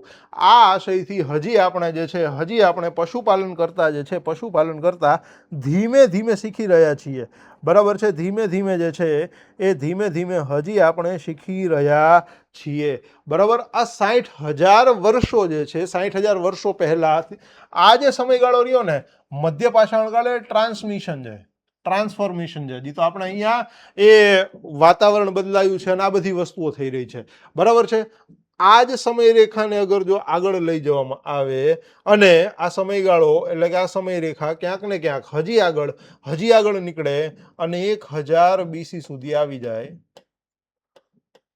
બરાબર, ત્યારે આપણો એક પાષાણ કાળ બને છે જેને આપણે નૂતન પાષાણ કાળ કહીએ છીએ. કયો પાષાણ કાળ કહીએ છીએ? નૂતન પાષાણ કાળ. બરાબર છે. હજી જો આ નૂતન પાષાણ કાળનો સમય એવું કઈ જરૂરી નહોતું કે 1000 વર્ષો કીધા એટલે 1000 વર્ષો પૂરો થઈ ગયો હતો. ના, હજી પણ ક્યાંક ને ક્યાંક પથ્થરોનો ઉપયોગ આપણને જોવા મળશે ઘણી બધી જગ્યાઓએ. બરાબર છે. જગ્યાઓ પછી આપણે આગળ જઈને ડિસાઈડ કરશું. હવે ખેતીની વાત કરી સાહેબ, આમાં તમે ક્યાંય ખેતી તો લાવ્યા જ નહીં, એટલી બધી ચર્ચા કરી એમાં. તો ખેતી હવે આવશે, ધ્યાન રાખજો. ખેતી ક્યાં આવે છે ખબર છે? એપ્રોક્સિમેટલી અહીંયા ક્યાંક, એટલે કે 9000 BC થી મનુષ્ય ખેતી કરતો થયો. બરાબર છે. ભારતના સંદર્ભે જરાક ધ્યાન રાખજો.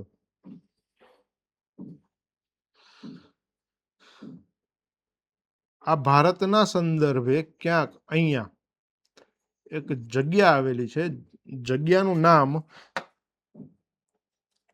મેહરગઢ છે. અને આ મેહરગઢની અંદર ખેતીની શરૂઆત થઈ.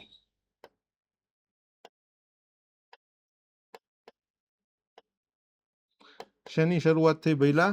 મેહરગઢની અંદર જે છે, મેહરગઢની અંદર ખેતીની શરૂઆત. હવે આપણને ખબર પડી કે આપણે આવ્યા હતા શું કામ પૃથ્વી ઉપર, બરાબર. ખેતીની શરૂઆત ભારતના સંદર્ભે યાદ રાખજો 9000 BC એટલે કે ઈસવીસન પૂર્વે 9000 વર્ષો પહેલા ખેતી ભારતમાં આવી હતી, બરાબર. ક્યાંથી આવી હતી તો કે મેહરગઢથી આવી હતી. અત્યારના અફઘાનિસ્તાનનો વિસ્તાર જે છે ત્યાં આપણને મેહરગઢ જે છે મેહરગઢ જોવા મળશે. ત્યાંથી ભારતની અંદર ખેતીની શરૂઆત થઈ. જો એક વસ્તુ ધ્યાન રાખજો, મેહરગઢને ભારતનું સંશોધન કેન્દ્ર તરીકે ઓળખવામાં આવતું. શું કહેવાતું ભઈલા? ધ્યાન રાખજો, ભારતનું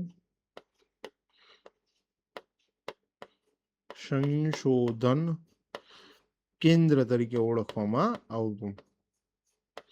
શા માટે તો કે સાહેબ ભારતની એક્ઝેક્ટ બહારની સાઈડમાં છે મેહરગઢ, અને અહીંયા ક્યાંક જે છે ને અહીંયા ક્યાંક માની લો કે યુરોપ છે, બરાબર. આ યુરોપ છે, તો યુરોપથી જે કંઈ ટેકનોલોજી આવે એ પહેલા મેહરગઢની અંદર આવતી, ને મેહરગઢથી આ ટેકનોલોજી ભારતમાં આવતી, બરાબર છે ને. બાકી જે છે રેસ્ટ ઓફ એશિયામાં ભારત થઈને જતી, એટલે મેહરગઢને ભારતનું સંશોધન કેન્દ્ર તરીકે ઓળખાવતા, બરાબર છે. અને ત્યાંથી જ ધીમે ધીમે ધીમે ધીમે હવે ખેતીની શરૂઆત થઈ રહી છે, બરાબર છે. ખેતીની શરૂઆત જ્યારે થઈ રહી છે ત્યારે આપણે સૌથી પહેલો પાક, પ્રથમ પાક કયો હતો તો યાદ રાખવાનું છે, પ્રથમ પાક હતો ઘઉં. ધ્યાન રાખજો મારા વાલા. સૌથી પહેલા આપણે શેની ખેતીની શરૂઆત કરી હતી તો સૌથી પહેલા આપણે ઘઉંની ખેતીની શરૂઆત કરી હતી. વિશ્વમાં માનવે જ્યારે ખેતીની શરૂઆત કરી ત્યારે સૌથી પહેલો પાક કયો ઉગાડેલો હતો તો ધ્યાન રાખવાનું છે, ઘઉં ઉગાડેલા હતા.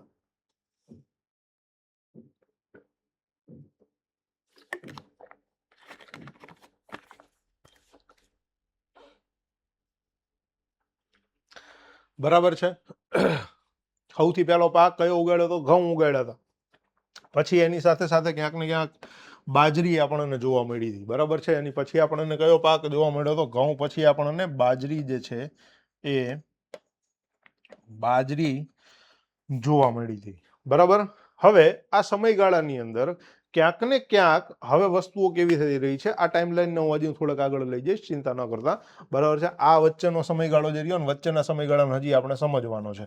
હવે સમજો કે જ્યારે આપણે અહીંયા નૂતન પાષાણ કાળની અંદર વસ્તુઓ કેવી થઈ રહી છે, હું જરાક આને ઉપર લઈ જાઉં, બરાબર.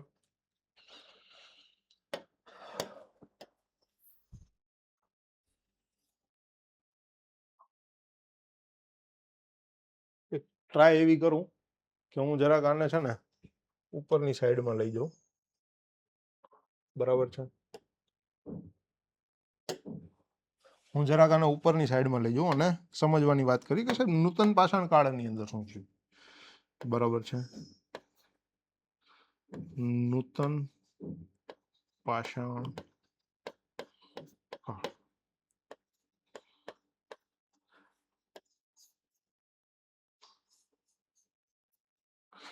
નૂતન પાષાણ કાળની અંદર ધીમે ધીમે ક્યાંક ને ક્યાંક આપણે જે છે ને બે ચાર વસ્તુઓ શીખી ગયા છીએ. તો કે સાહેબ નૂતન પાષાણ કાળની અંદર જ આપણે જે છે ને એક પહેલા તો આપણને આગ વિશેનું નોલેજ હતું. જો જેટલું હતું એક બાજુ લખી દઉં, આગનું જ્ઞાન આપણને હતું, બરાબર છે. ઓલરેડી જે છે ઓલરેડી પૈડાની શોધ થઈ ચૂકેલી હતી, બરાબર છે. આપણે ક્યાંક ને ક્યાંક જે છે પથ્થરના ઓજાર બનાવી રહ્યા હતા, બરાબર છે. ક્યાંક ને ક્યાંક આપણી પાસે પશુપાલન પણ હતું. આટલી વસ્તુ આપણી પાસે હતી, બરાબર છે. ધીમે ધીમે આપણે જે છે ને એ શિકાર કરવાનું પણ જાણતા હતા અને સ્થાયી વસવાટ જે છે એ પણ આપણે ધીમે ધીમે કરતા થઈ ગયા હતા, બરાબર છે. સ્થાયી વસવાટ પણ આપણે કરતા. નૂતન પાષાણ કાળની અંદર સ્થાયી વસવાટોની અંદર ઘર બનાવવાની શરૂઆત થઈ. શેની શરૂઆત થઈ? તો કે ઘર બનાવવાની શરૂઆત થઈ હતી, બરાબર છે. ત્યારે હજી તો આપણે શેલ્ટર બનાવતા શીખાતા, હવે પ્રોપર આપણે ઘર બનાવતા શીખશું, બરાબર છે. પછી ધીમે ધીમે સાથે સાથે જે છે એ લગ્ન વ્યવસ્થા પણ આની અંદર એડ થઈ છે. તો લગ્ન વ્યવસ્થા એડ થઈ તો અહીંયા આપણે જે છે કબીલા પ્રથા જે છે, કબીલા પ્રથાની શરૂઆત કરશું.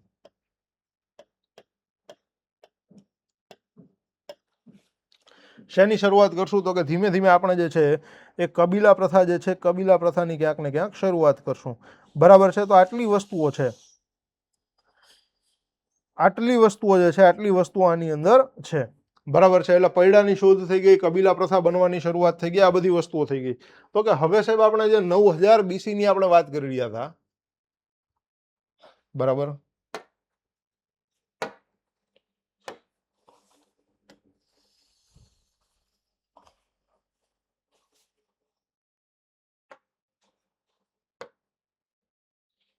સોરી માય મિસ્ટેક, આપણે એક જે છે ને વ્હાઇટ કલરની લાઈન લઈ લઈ એટલે ક્યાંય આપણે ભૂલ ન પડે અને તમને પણ વ્યવસ્થિત દેખાય, બરાબર.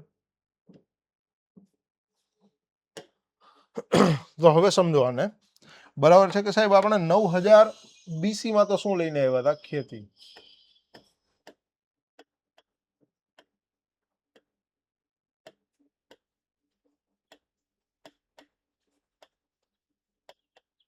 શેની શરૂઆત કરી હતી? 9000 BC જે છે, 9000 BC ની અંદર ક્યાંક ને ક્યાંક આપણે ખેતીની શરૂઆત કરી દીધી હતી, બરાબર છે. એના પછી ક્યાંક ને ક્યાંક જે છે એ એપ્રોક્સિમેટલી અહીંયાથી ઘઉં ને એની શરૂઆત થઈ. 4000 BC આવતા આવતા વિશ્વમાં બટેકાની ખેતીની શરૂઆત થઈ.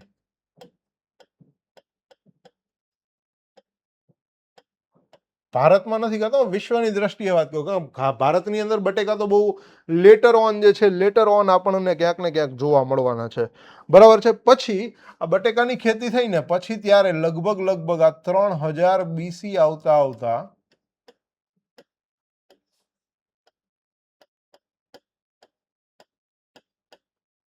કાંસાના ઓજાર બનવાની શરૂઆત થઈ.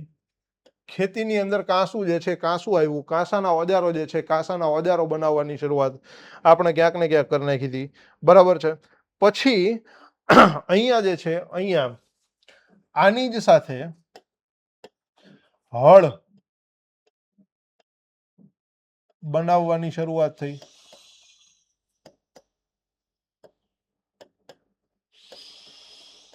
હળ બનાવવાની પણ ક્યાંક ને ક્યાંક અહીંયા આપણે 3000 BC જે છે, 3000 BC ના આજુબાજુના સમયગાળાની અંદર આપણને ખેતી હળ જે છે, હળ બનાવવાની શરૂઆત થઈ, બરાબર છે.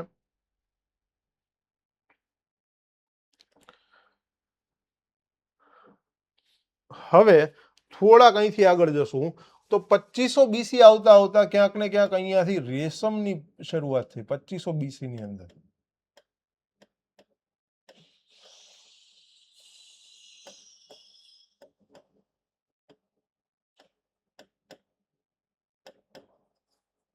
રેશમ બનાવવાની શરૂઆત. અને રેશમ બનાવવાની શરૂઆત ક્યાં થઈ હતી ભઈલા?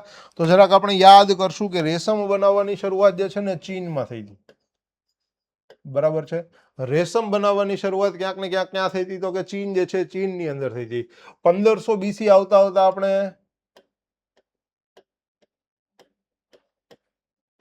મકાઈની ખેતી જે છે, મકાઈની ખેતીના પ્રમાણો આપણને મળ્યા હતા, બરાબર છે. એના પછી ક્યાંક આપણે થોડાક આગળ વધશું તો 1000 BC આવતા આવતા આપણે ક્યાંક ચોખા જે છે, ચોખાની ખેતીની શરૂઆત કરી છે, બરાબર છે. 1000 BC જે છે, 1000 BC આવતા આવતા આપણે ક્યાંક ને ક્યાંક જે છે એ ધીમે ધીમે ચોખા જે છે, ચોખાની ખેતીની શરૂઆત કરશું, બરાબર છે. 1000 BC આવતા આવતા આપણે ચોખાની ખેતીની શરૂઆત કરશું. અને જો યાદ રાખજો 1000 BC 1000 BC આવતા આવતા ચોખાની ખેતીની શરૂઆત, બરાબર છે. અને એક વસ્તુ યાદ રાખવાની, આ ચોખાની ખેતીની શરૂઆત દુનિયામાં સૌપ્રથમ વાર ક્યાંથી થઈ હતી? તો કે ભારતથી, બરાબર.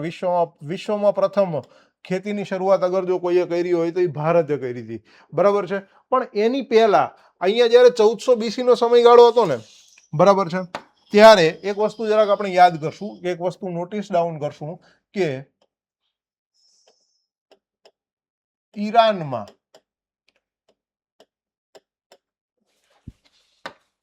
ખેતી માટે જે છે એ ખેતી માટે લોખંડના ઓજાર બનાવવાની શરૂઆત થઈ.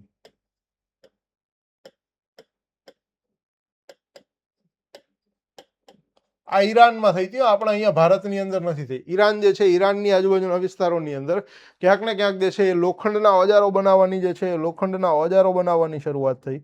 બરાબર છે. હવે ભારત આવ્યું છે તો ભારતની અંદર ક્યાંક ને ક્યાંક જે છે એક કૃષિ માટેની સૌ પ્રથમ બુક લખાણી છે. જો ધ્યાન રાખજો, તમારી ચોપડીમાં નહીં હોય. બરાબર છે, આ તમારી ચોપડીમાં નહીં હોય. ઋષિ કશ્યપ દ્વારા જે છે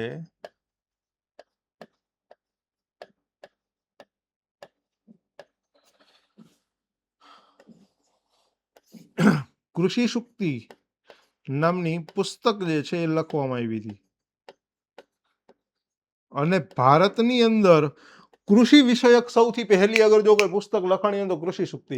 ક્યારે લખાણી હતી? તો 1000 BC માં. કોણે લખી હતી? ઋષિ કશ્યપે. આ તમારા ક્યાંય ચોપડીમાં આપ્યું નહીં હોય. બરાબર છે. એ ખાલી અને ખાલી તમને જે છે એ આપણી ચેનલ ઉપર ને આપણા પ્લેટફોર્મ ઉપર જે છે એ આપણા પ્લેટફોર્મ ઉપર જ મળવાનું છે. બરાબર. હવે આ પ્રક્રિયા જે છે ને, આ પ્રક્રિયા થોડીક આગળ વધી. હજી હું ટાઈમલાઈનને થોડીક આગળ ખેંચું છું. હજી આપણે ઘણી બધી વસ્તુ આની અંદરથી શીખવાની છે પહેલા. એટલે હજી હું ટાઈમલાઈન જે છે, સમય રેખા જે છે, સમય રેખાને થોડીક આ જ બોર્ડ ઉપર ને આ જ પેજ ઉપર થોડીક આગળ લઈ જઉં છું. બરાબર છે. આ જ બોર્ડ ઉપર ને આ જ પેજ ઉપર થોડીક હું આગળ હજી ખેંચી જઉં છું. બરાબર છે. કારણ કે હજી આપણે થોડીક વસ્તુ આની અંદરથી નોટ ડાઉન કરતા શીખવાના છીએ. બરાબર છે. ઘણી બધી વસ્તુઓ આપણી અંદર આવવાની છે. જો હવે આ કૃષિ ચાલી રહી છે. બરાબર છે. ભારતની અંદર 1000 BC થી કૃષિ જે છે, કૃષિ ચાલી રહી છે. ધીમે ધીમે આપણે જીવન નિર્વાહ ખેતી જે છે, જીવન નિર્વાહ ખેતી 1000 BC થી કરતા આવ્યા છીએ, કરી રહ્યા છીએ. પણ હવે એક સમયગાળો એવો આવશે કે જ્યારે મધ્યકાલીન ઇતિહાસની શરૂઆત થશે. એટલે કે 14મી અને 15મી સદીની વાત આવશે. 15મી સદીમાં આપણે સૌ પ્રથમવાર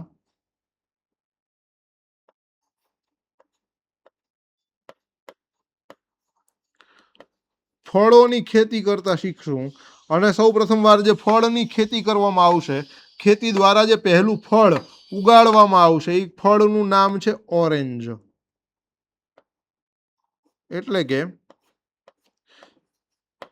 નારંગી જે છે, નારંગીની ખેતીની શરૂઆત થશે. 15મી સદીની અંદર આપણે ક્યાંક ને ક્યાંક જે છે નારંગીની ખેતીની શરૂઆત કરવા જઈ રહ્યા છીએ. બરાબર છે. એટલે આ વસ્તુ જરાક આપણે યાદ રાખવાનું છે. નારંગીની ખેતીની સાથે ક્યાંક ને ક્યાંક જે છે બ્રિંજલ એટલે કે ક્યાંક ને ક્યાંક તમે રીંગણ જે છે, રીંગણની ખેતીની શરૂઆત જોશો.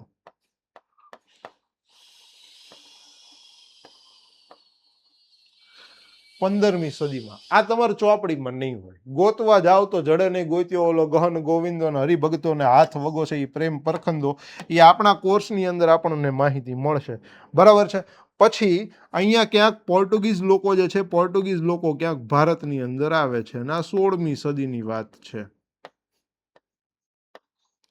પોર્ટુગીઝ લોકો જ્યારે ભારતની અંદર સ્થાયી થવા જઈ રહ્યા છે, ત્યારે પોર્ટુગીઝથી અમુક વસ્તુઓ અહીંયા ભારતની અંદર આવશે.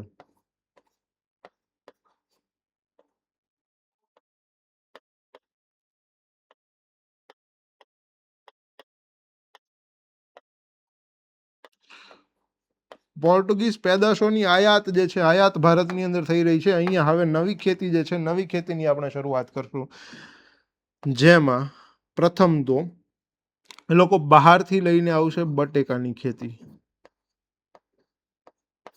બરાબર છે. પછી ક્યાંક ને ક્યાંક જે છે એ લઈને આવશે અનાનસની ખેતી. બરાબર છે. એ પછી ક્યાંક ને ક્યાંક જામફળની ખેતી લઈને આવશે. જામફળનો પાક પણ પોર્ટુગીઝ લોકો જે છે પોતાની સાથે લઈને આવ્યા હતા.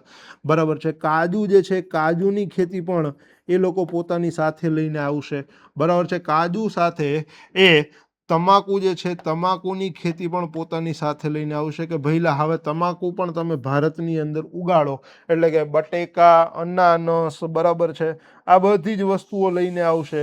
એ સિવાય હજી અમુક વસ્તુની વાત કરીએ તો ટામેટા લઈને આવશે, બરાબર છે.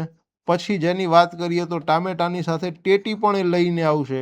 પપૈયા જે છે પપૈયાની ખેતી પણ એ અહીંયા ક્યાંક ને ક્યાંક ભારતની અંદર ભારતના લોકોને શીખડાવવાની શરૂઆત 16મી સદીની અંદર જે છે 16મી સદીની અંદર થવાની છે, બરાબર છે. હવે થોડાક આપણે અહીંયાથી આગળ વધવું છે. પછી આ લોકો જે છે ને આ લોકો અહીંયા ક્યાંક ધીમા પડે છે. ધીમા પડ્યા બાદ અંગ્રેજો જે છે અંગ્રેજો ભારત ઉપર આવે છે, અને અંગ્રેજો જ્યારે ભારત ઉપર અહીંયા રાજ કરતા હોય ને ત્યારે અમુક વસ્તુઓ જે છે ને અમુક વસ્તુઓને આપણે જોવાની છે, બરાબર. અમુક વસ્તુઓ જે રહી અમુક વસ્તુઓને ક્યાંક ને ક્યાંક આપણે જે છે ને એ ક્યાંક ને ક્યાંક અંગ્રેજો આપણે ઉપર રાજ કરે ને ત્યારે અમુક વસ્તુઓને આપણે નોટ ડાઉન કરવાની અને અમુક વસ્તુઓ આપણે જે છે આપણે ક્યાંક ને ક્યાંક જોવાની છે, બરાબર છે. હવે થોડીક એક વસ્તુ, હવે અંગ્રેજોના સમયગાળાની અંદર જઈએ તો જો 1921ના સમયગાળાની અંદર રવિન્દ્રનાથ ટાગોર દ્વારા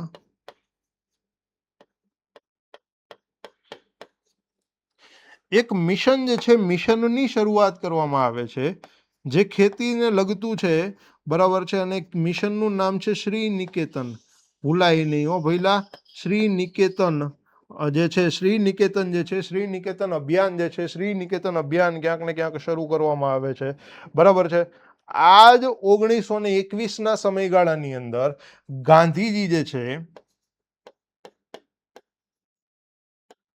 ગાંધીજી પણ સેવાગ્રામ જે છે સેવાગ્રામ એક અભિયાન જે છે એક અભિયાન ક્યાંક ને ક્યાંક ગાંધીજી દ્વારા જે છે ગાંધીજી દ્વારા શરૂ કરવામાં આવે છે. તો બંને અભિયાનો જે છે બંને અભિયાનો ક્યાંય આપણે ભૂલવાના થતા નથી, બરાબર છે. સેવાગ્રામ અને શ્રી નિકેતન બંને અભિયાનો જે છે બંને અભિયાનો આપણે ભૂલવાના થતા નથી, બરાબર છે. પછી થોડાક આપણે આગળ વધીએ તો 1926ની વાત કરીએ. 1926ની અંદર અંગ્રેજો દ્વારા રોયલ કમિશન જે છે રોયલ કમિશન ભારતની અંદર ગઠિત કરવામાં આવે છે. રોયલ કમિશન જે છે રોયલ કમિશન મોકલવામાં આવે છે, બરાબર. અને આ રોયલ કમિશન જે છે એ ભારતના ખેતી ક્ષેત્રનો અભ્યાસ કરશે, બરાબર છે. ભારતના ખેતી ક્ષેત્રનો અભ્યાસ કરશે. 1928ની અંદર પોતાની એક રિપોર્ટ જે છે પોતાનો એક રિપોર્ટ સબમિટ કરાવશે, અને 1929ની અંદર એક સંસ્થા કૃષિ ક્ષેત્રની ભારતની સૌથી મોટી સંસ્થા જે છે એની શરૂઆત થાય છે, એટલે કે ICAR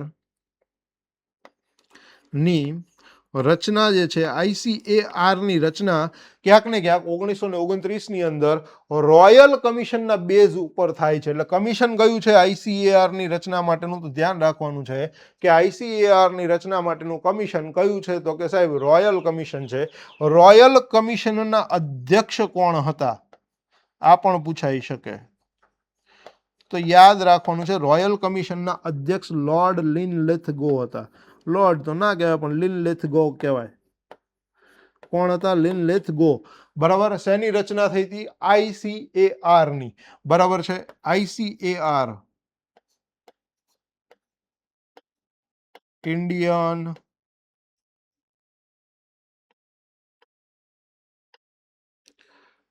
કાઉન્સિલ ફોર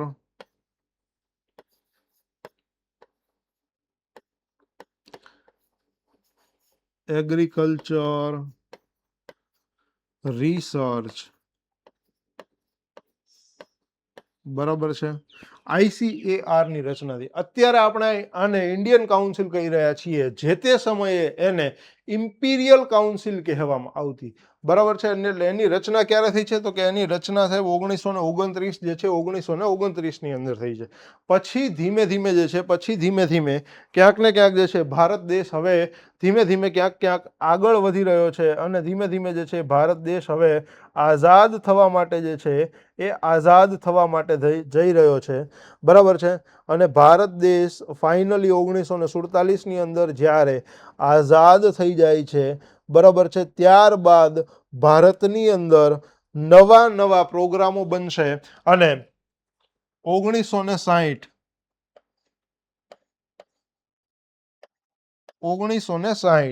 ભારતની પ્રથમ કૃષિ યુનિવર્સિટીની સ્થાપના થશે.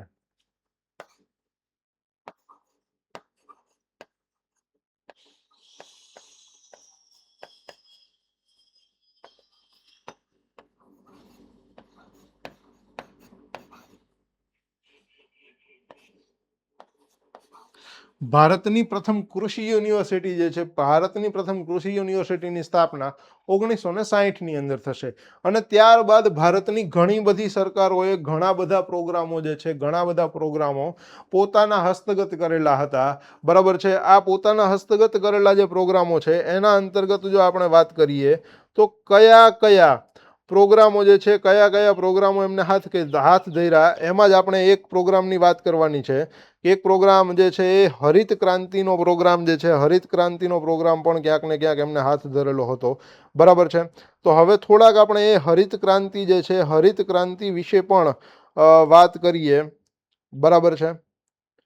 હરિત ક્રાંતિ વિશે પણ થોડીક જે છે એ આપણે વાત કરવાની છે કે શું શું મુદ્દાઓ જે છે, શું શું મુદ્દાઓ રહ્યા છે. બરાબર છે. ભારતની અંદર હરિત ક્રાંતિ 2 વખત આવી છે. પહેલા હરિત ક્રાંતિ કેટલી વખત આવી છે? તો કે સાહેબ હરિત ક્રાંતિ 2 વખત આવી છે. એટલે આપણે વાત કરીએ અહીંયા પ્રથમ હરિત ક્રાંતિ. બરાબર છે. પહેલી હરિત ક્રાંતિની અગર જો વાત કરવામાં આવે, આમ તો જો હું એને અહીંયા નીચે જ લઈ લઉં, બરાબર છે, જેથી કરીને આપણે માઇન્ડ મેપ આનો વ્યવસ્થિત દોરી શકીએ. પ્રથમ હરિત ક્રાંતિ વિશેની વાત કરીએ. બરાબર છે.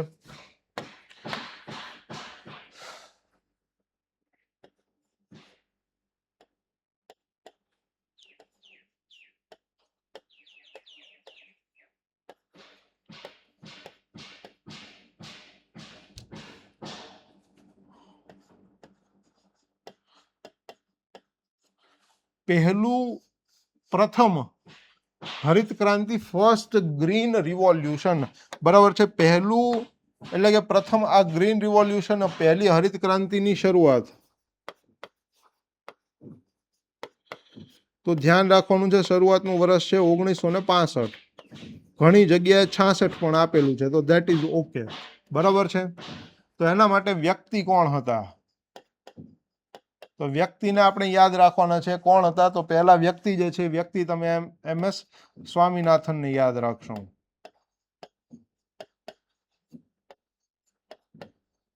બરાબર છે. પહેલા વ્યક્તિ કોણ હતા? તો પહેલા વ્યક્તિ તરીકે આપણે MS સ્વામીનાથન જે છે, MS સ્વામીનાથનને ક્યાંક ને ક્યાંક આપણે યાદ રાખવાના છે. બરાબર છે. આ ગ્રીન રિવોલ્યુશનનો આઈડિયા કોના દ્વારા લેવામાં આવ્યો હતો? તો કે નોર્મન બોરલોગના આઈડિયા ઉપરથી.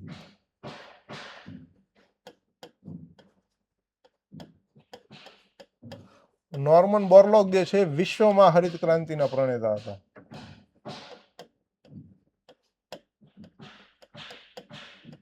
અને એમના વિચારો ઉપરથી જે છે એ એમના વિચારો ઉપરથી આપણે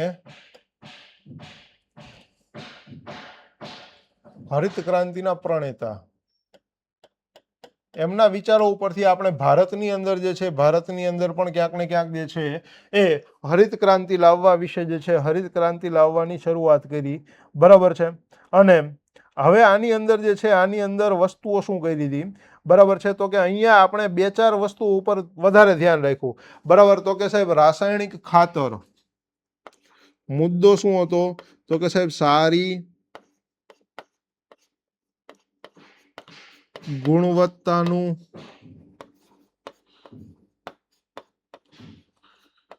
રાસાયણિક ખાતર પૂરું પાડવું. બરાબર છે. સૌથી પહેલો મુદ્દો શું હતો? તો કે સાહેબ સૌથી પહેલો મુદ્દો એવો હતો કે સારી ગુણવત્તાનું રાસાયણિક ખાતર જે છે એ સારી ગુણવત્તાનું રાસાયણિક ખાતર પૂરું પાડવું. બરાબર છે. બીજો મુદ્દો શું હતો? તો કે ઉન્નત પ્રકારના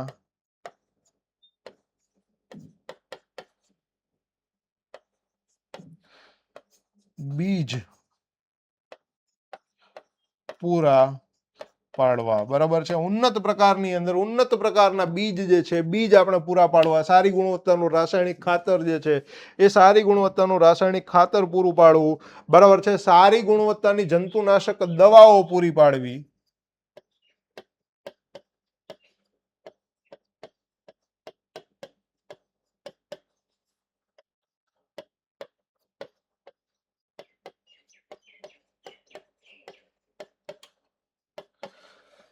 સિંચાઈની વ્યવસ્થા જે છે એ ઊભી કરવી. બરાબર છે. કોઈ જગ્યાએ અગર માની લો કે સિંચાઈ જે છે સિંચાઈ પ્રોપર નથી મળી રહી તો એ સિંચાઈની વ્યવસ્થા ક્યાંક ને ક્યાંક ઊભી કરવાની વાત છે. બરાબર છે.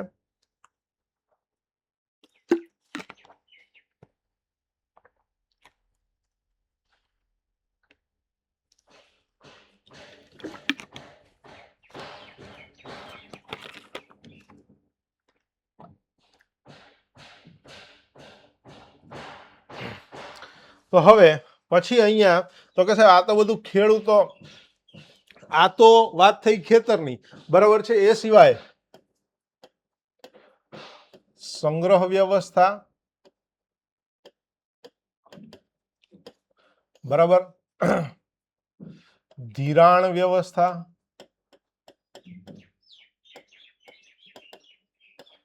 વેચાણ વ્યવસ્થા.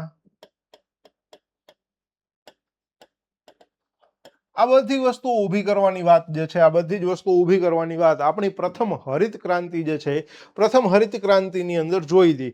બરાબર છે. આ હરિત ક્રાંતિની અસરો પણ જોઈ લઈએ.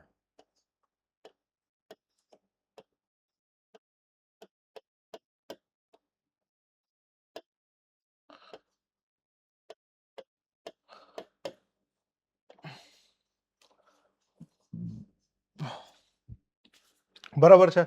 તો આજે હરિત ક્રાંતિ આવી હતી. આ હરિત ક્રાંતિની અસરો જે છે આ હરિત ક્રાંતિની અસરોને વાત કરીએ. બરાબર છે. તો બે ચાર વસ્તુઓ થઈ. બરાબર છે. બે ચાર વસ્તુઓ થઈ. શું થયું? તો કે સાહેબ બે અસરો આપણને જોવા મળી. એક જોવા મળી સામાજિક અને આર્થિક અસરો.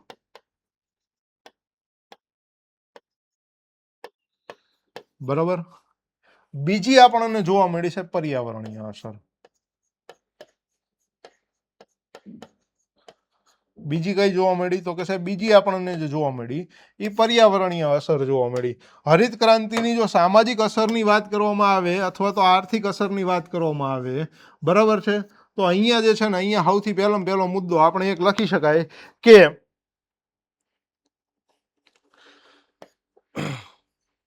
1960 થી 70 ના દાયકામાં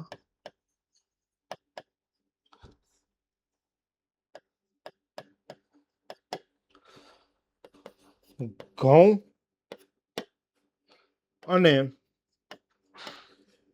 ચોખાનું ઉત્પાદન વધ્યું.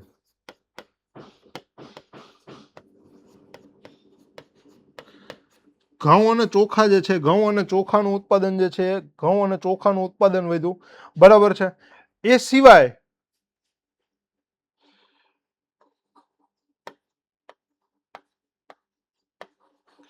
ખેડૂતની આવક વધી. બરાબર છે. એ સિવાય શું થયું? તો કે સાહેબ એ સિવાય જે છે એ સિવાય ખેડૂતની આવક વધી. બરાબર છે. હવે અમુક જગ્યાએ જે છે અમુક જગ્યાએ એક નકારાત્મક અસર જોવા મળી.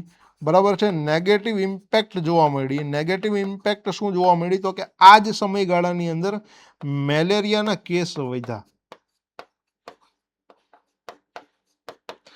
આપણી આમાં શું કામ તમે મેલેરિયા લઈને આવ્યા? તો એ વસ્તુ એવી છે કે જ્યારે તમે ચોખાની ખેતી કરતા હોય તો ચોખાની ખેતી કરવા માટે શું કરવું પડે? તો કે સાહેબ એની અંદર આપણે પાણી બહુ લાંબો ટાઈમ સુધી ભરીને રાખવું પડે, પાણી બહુ લાંબો ટાઈમ સુધી સંગ્રહિત કરવું પડે. તો પાણી જ્યાં સંગ્રહિત થાય ત્યાં મેલેરિયાના કેસમાં વધારો થાય. બરાબર, તો એ વસ્તુ જે છે એ વસ્તુ ક્યાંક ને ક્યાંક આપણને જોવા મળી. બરાબર છે, આ જે છે અમુક જગ્યાએ આપણને ક્યાંક ને ક્યાંક જોવા મળી. બરાબર છે. હવે પર્યાવરણીય ક્ષેત્રની અગર જો વાત કરવામાં આવે, બરાબર છે, તો પર્યાવરણીય ક્ષેત્રની અંદર આપણને સૌથી વધારે અહીંયાથી નકારાત્મક અસરો જોવા મળી. ફાયદો બહુ ઓછો થયો. પર્યાવરણીય ક્ષેત્રે શું થયું? તો કે સાહેબ સૌથી પહેલા જમીનની ઉત્પાદકતામાં ઘટાડો જે છે ઘટાડો જોવા મળ્યો. બરાબર છે. જમીનની ઉત્પાદકતા જે હતી, જમીનની ઉત્પાદકતામાં ઘટાડો જોવા મળ્યો. શું કામ? તો કે સાહેબ આપણે રાસાયણિક ખાતરો લઈને આવ્યા. બરાબર છે, રાસાયણિક ખાતરો લઈને આવ્યા. બરાબર છે, રાસાયણિક ખાતરોની સાથે જંતુનાશક દવાઓ લઈને આવ્યા અને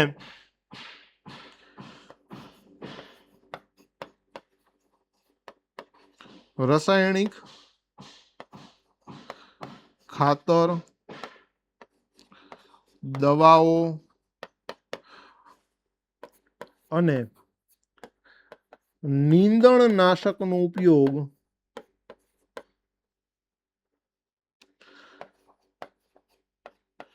સ્વાસ્થ્ય માટે હાનિકારક પુરવાર થયા. બરાબર છે, સ્વાસ્થ્ય માટે જે છે, સ્વાસ્થ્ય માટે હાનિકારક જે છે, સ્વાસ્થ્ય માટે ક્યાંક ને ક્યાંક હાનિકારક પુરવાર થયા. તો આ જે છે આ વસ્તુ તમારા હરિત ક્રાંતિની અસર જે છે, હરિત ક્રાંતિની અસરોમાં તમારે ક્યાંક ને ક્યાંક યાદ રાખવાની છે. બરાબર છે. પછી ક્યાંક આપણે વાત કરતા હતા કે સાહેબ સરકાર જે છે, સરકાર ક્યાંક ને ક્યાંક નવી યોજનાઓ ક્યાંક ને ક્યાંક ઘડી રહી છે. બરાબર છે, ક્યાંક ને ક્યાંક નવી વસ્તુઓ ચલાવી રહી હતી. ખેતી જે છે, ખેતી ધીમે ધીમે ક્યાંક ને ક્યાંક આગળ વધી રહી છે. તો આ ખેતી જ્યારે આગળ વધી રહી હોય તો આપણે હવે જે છે એ ખેતી વિષયક જ થોડાક બે ચાર વ્યક્તિઓને પણ યાદ કરવા છે કે ખેતી વિષયક અમુક બે ચાર વ્યક્તિઓ આપણા માટે કેવા અગત્યના રહ્યા છે. બરાબર છે.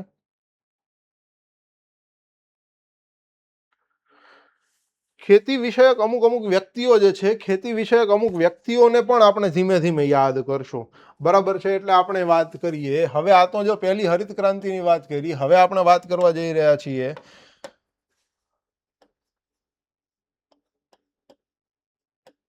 અગત્યના મહાનુભાવ.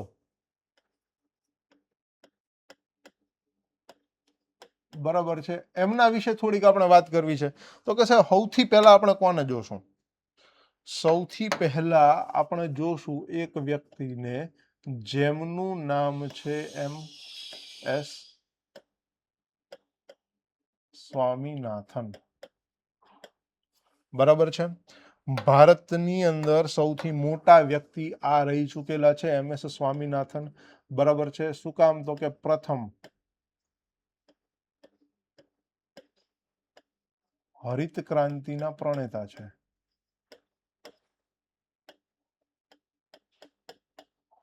બરાબર છે. પ્રથમ હરિત ક્રાંતિ જે છે, પ્રથમ હરિત ક્રાંતિના પ્રણેતા છે. બરાબર છે. વર્લ્ડ ફૂડ પ્રાઇઝ એમને મળેલો છે. બરાબર છે. ભારતની અંદર ગ્રીન રિવોલ્યુશનની શરૂઆત એમને કરી હતી. બરાબર છે.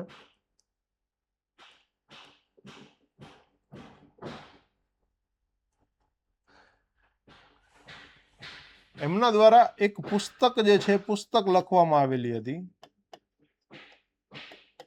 બરાબર છે. આ પુસ્તકને જરાક તમારે યાદ રાખવાની છે. આ પુસ્તકનું નામ છે વ્હીટ રિવોલ્યુશન, ઘઉંની ક્રાંતિ.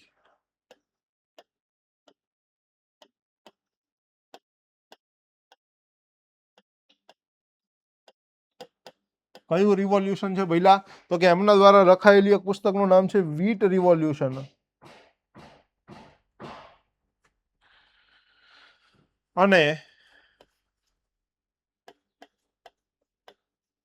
વિશ્વમાં પ્રથમ વ્યક્તિ જેમને એગ્રીકલ્ચર એવોર્ડ મળેલો હોય, વર્લ્ડ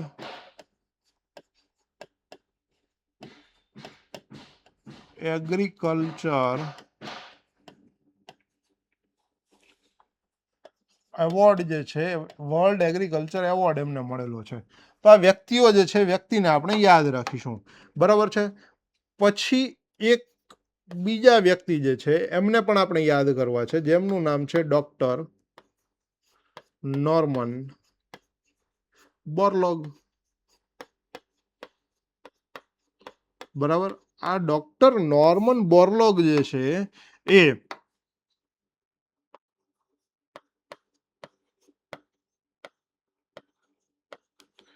વિશ્વમાં હરિત ક્રાંતિના પ્રણેતા તરીકે ઓળખાય છે.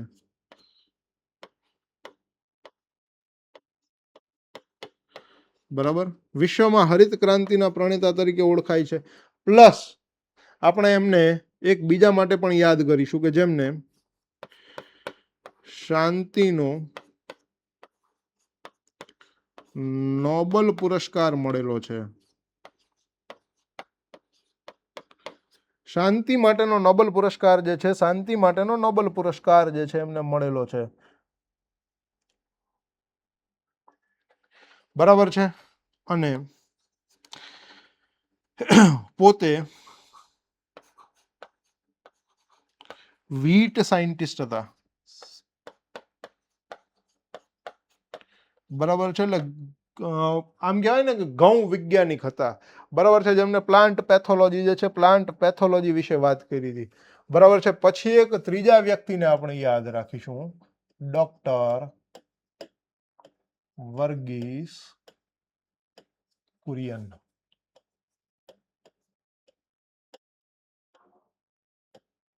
બરાબર છે. ડોક્ટર વર્ગીસ કુરિયન જે છે, ડોક્ટર વર્ગીસ કુરિયનને પણ આપણે યાદ રાખીશું કે આ ડોક્ટર વર્ગીસ કુરિયન જે છે એ ભારતમાં વ્હાઇટ રિવોલ્યુશન માટે જાણીતા છે. શેના માટે જાણીતા છે? તો કે ભારતની અંદર વ્હાઇટ રિવોલ્યુશન માટે જાણીતા છે. બરાબર છે. જેમના કારણે ભારતની અંદર દૂધ ઉત્પાદન માં વધારો થયો. બરાબર છે. અમૂલની સ્થાપના થઈ. બરાબર છે. પોતે નેશનલ ડેરી ડેવલપમેન્ટ બોર્ડ ના ચેરમેન રહી ચૂકેલા હતા. બરાબર છે. એનડીડીબી ના ચેરમેન જે છે, એનડીડીબી ના ચેરમેન ક્યાંક ને ક્યાંક જે છે તમને વર્ગીસ કુરિયન જે છે, વર્ગીસ કુરિયન રહેલા હતા. બરાબર છે. હવે એમના જ સમયગાળાની અંદર એમના જ દ્વારા ઓપરેશન ફ્લડ જે છે,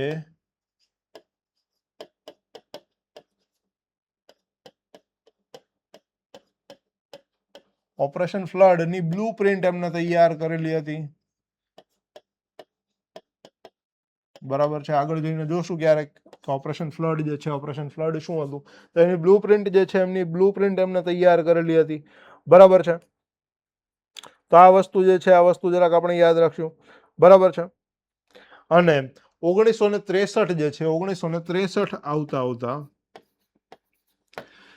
રેમન મેક્સેસ એવોર્ડ એમને મળેલો હતો. રેમન મેક્સેસ એવોર્ડ જે છે 1963 ની અંદર એમને મળેલો હતો. હજી એક વસ્તુ યાદ કરી લઉં, આમનું જન્મ સ્થળ યાદ રાખવાનું છે.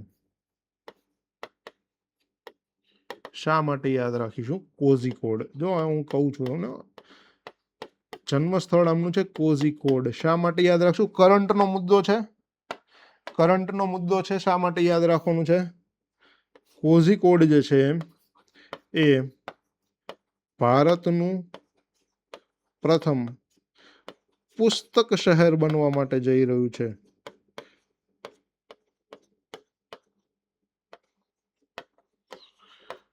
બરાબર છે. ભારતનું સૌપ્રથમ પુસ્તક શહેર બનશે.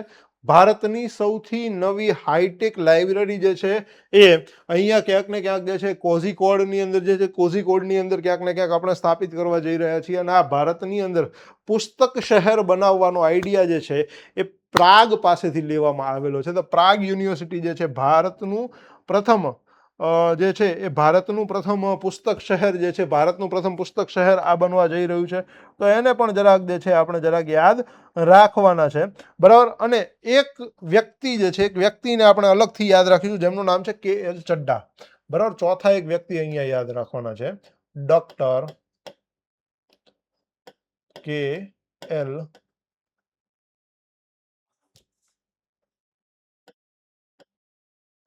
ચડ્ડા. બરાબર. આમને તમારે શું કામ યાદ રાખવાના છે? તો ભારતની અંદર એ જે છે એ ગોલ્ડન રિવોલ્યુશન માટે જાણીતા છે. હવે તમારે મને કહેવાનું છે ગોલ્ડન રિવોલ્યુશન શેના માટે હતું? બરાબર છે. હવે તમારે મને એ કહેવાનું છે કે ભારતની અંદર ગોલ્ડન રિવોલ્યુશન કયા કારણે જે છે, કયા કારણે આવેલું હતું? બરાબર છે. હવે સાહેબ આપણે તમે મને ક્યારના આ રિવોલ્યુશન કરી રહ્યા છો. બરાબર છે. તો આ રિવોલ્યુશન કેટલા હતા અને કયા કયા હતા એના વિશે પણ જરાક આપણને વાત કરો કે ભાઈ કૃષિની અંદર જે છે કેટલા પ્રકારની ક્રાંતિ આવી હતી. બરાબર છે. ભારતની અંદર કૃષિ ક્રાંતિ કેટલા પ્રકારની હતી જરાક આપણે અહીંયા નજર કરી.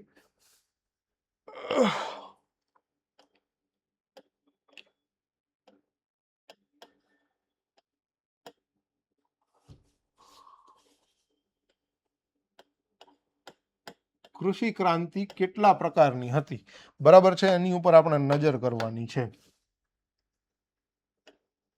બરાબર છે.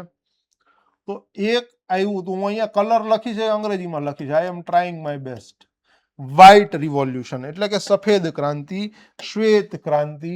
બરાબર છે. આ શેના માટે આવી હતી? તો કે આ આવી હતી મિલ્ક પ્રોડક્શન માટે. બરાબર છે.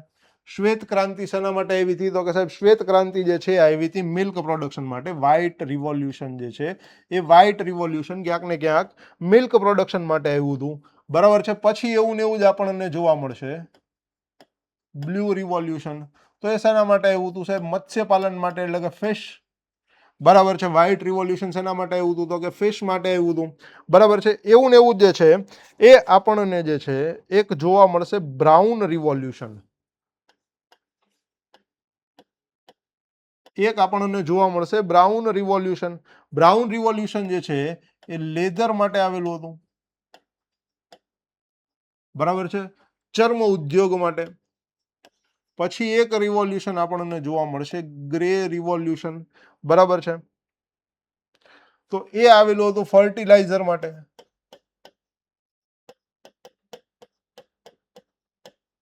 ફર્ટિલાઇઝર એટલે કે ખાતર. બરાબર છે. ખાતર ઉત્પાદન માટે આવ્યું હતું. પછી એક આપણને જે છે એક જોવા મળશે રેડ રિવોલ્યુશન. રેડ રિવોલ્યુશન બે વસ્તુ માટે હતું. એક તો હતું ટોમેટો. બરાબર છે. અને બીજું હતું મીટ એટલે કે માંસ ઉત્પાદન માટે. બરાબર છે. એક હતું મીટ માટે. એક આપણને જોવા મળશે પિંક રિવોલ્યુશન. બરાબર છે. તો એ હતું ડુંગળી માટે.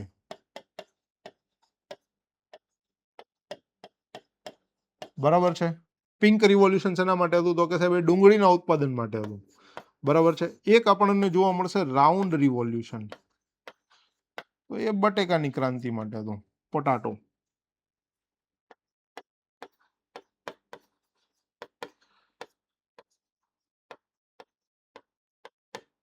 બટેકાની ક્રાંતિ માટે, બટેકા ઉત્પાદન માટે.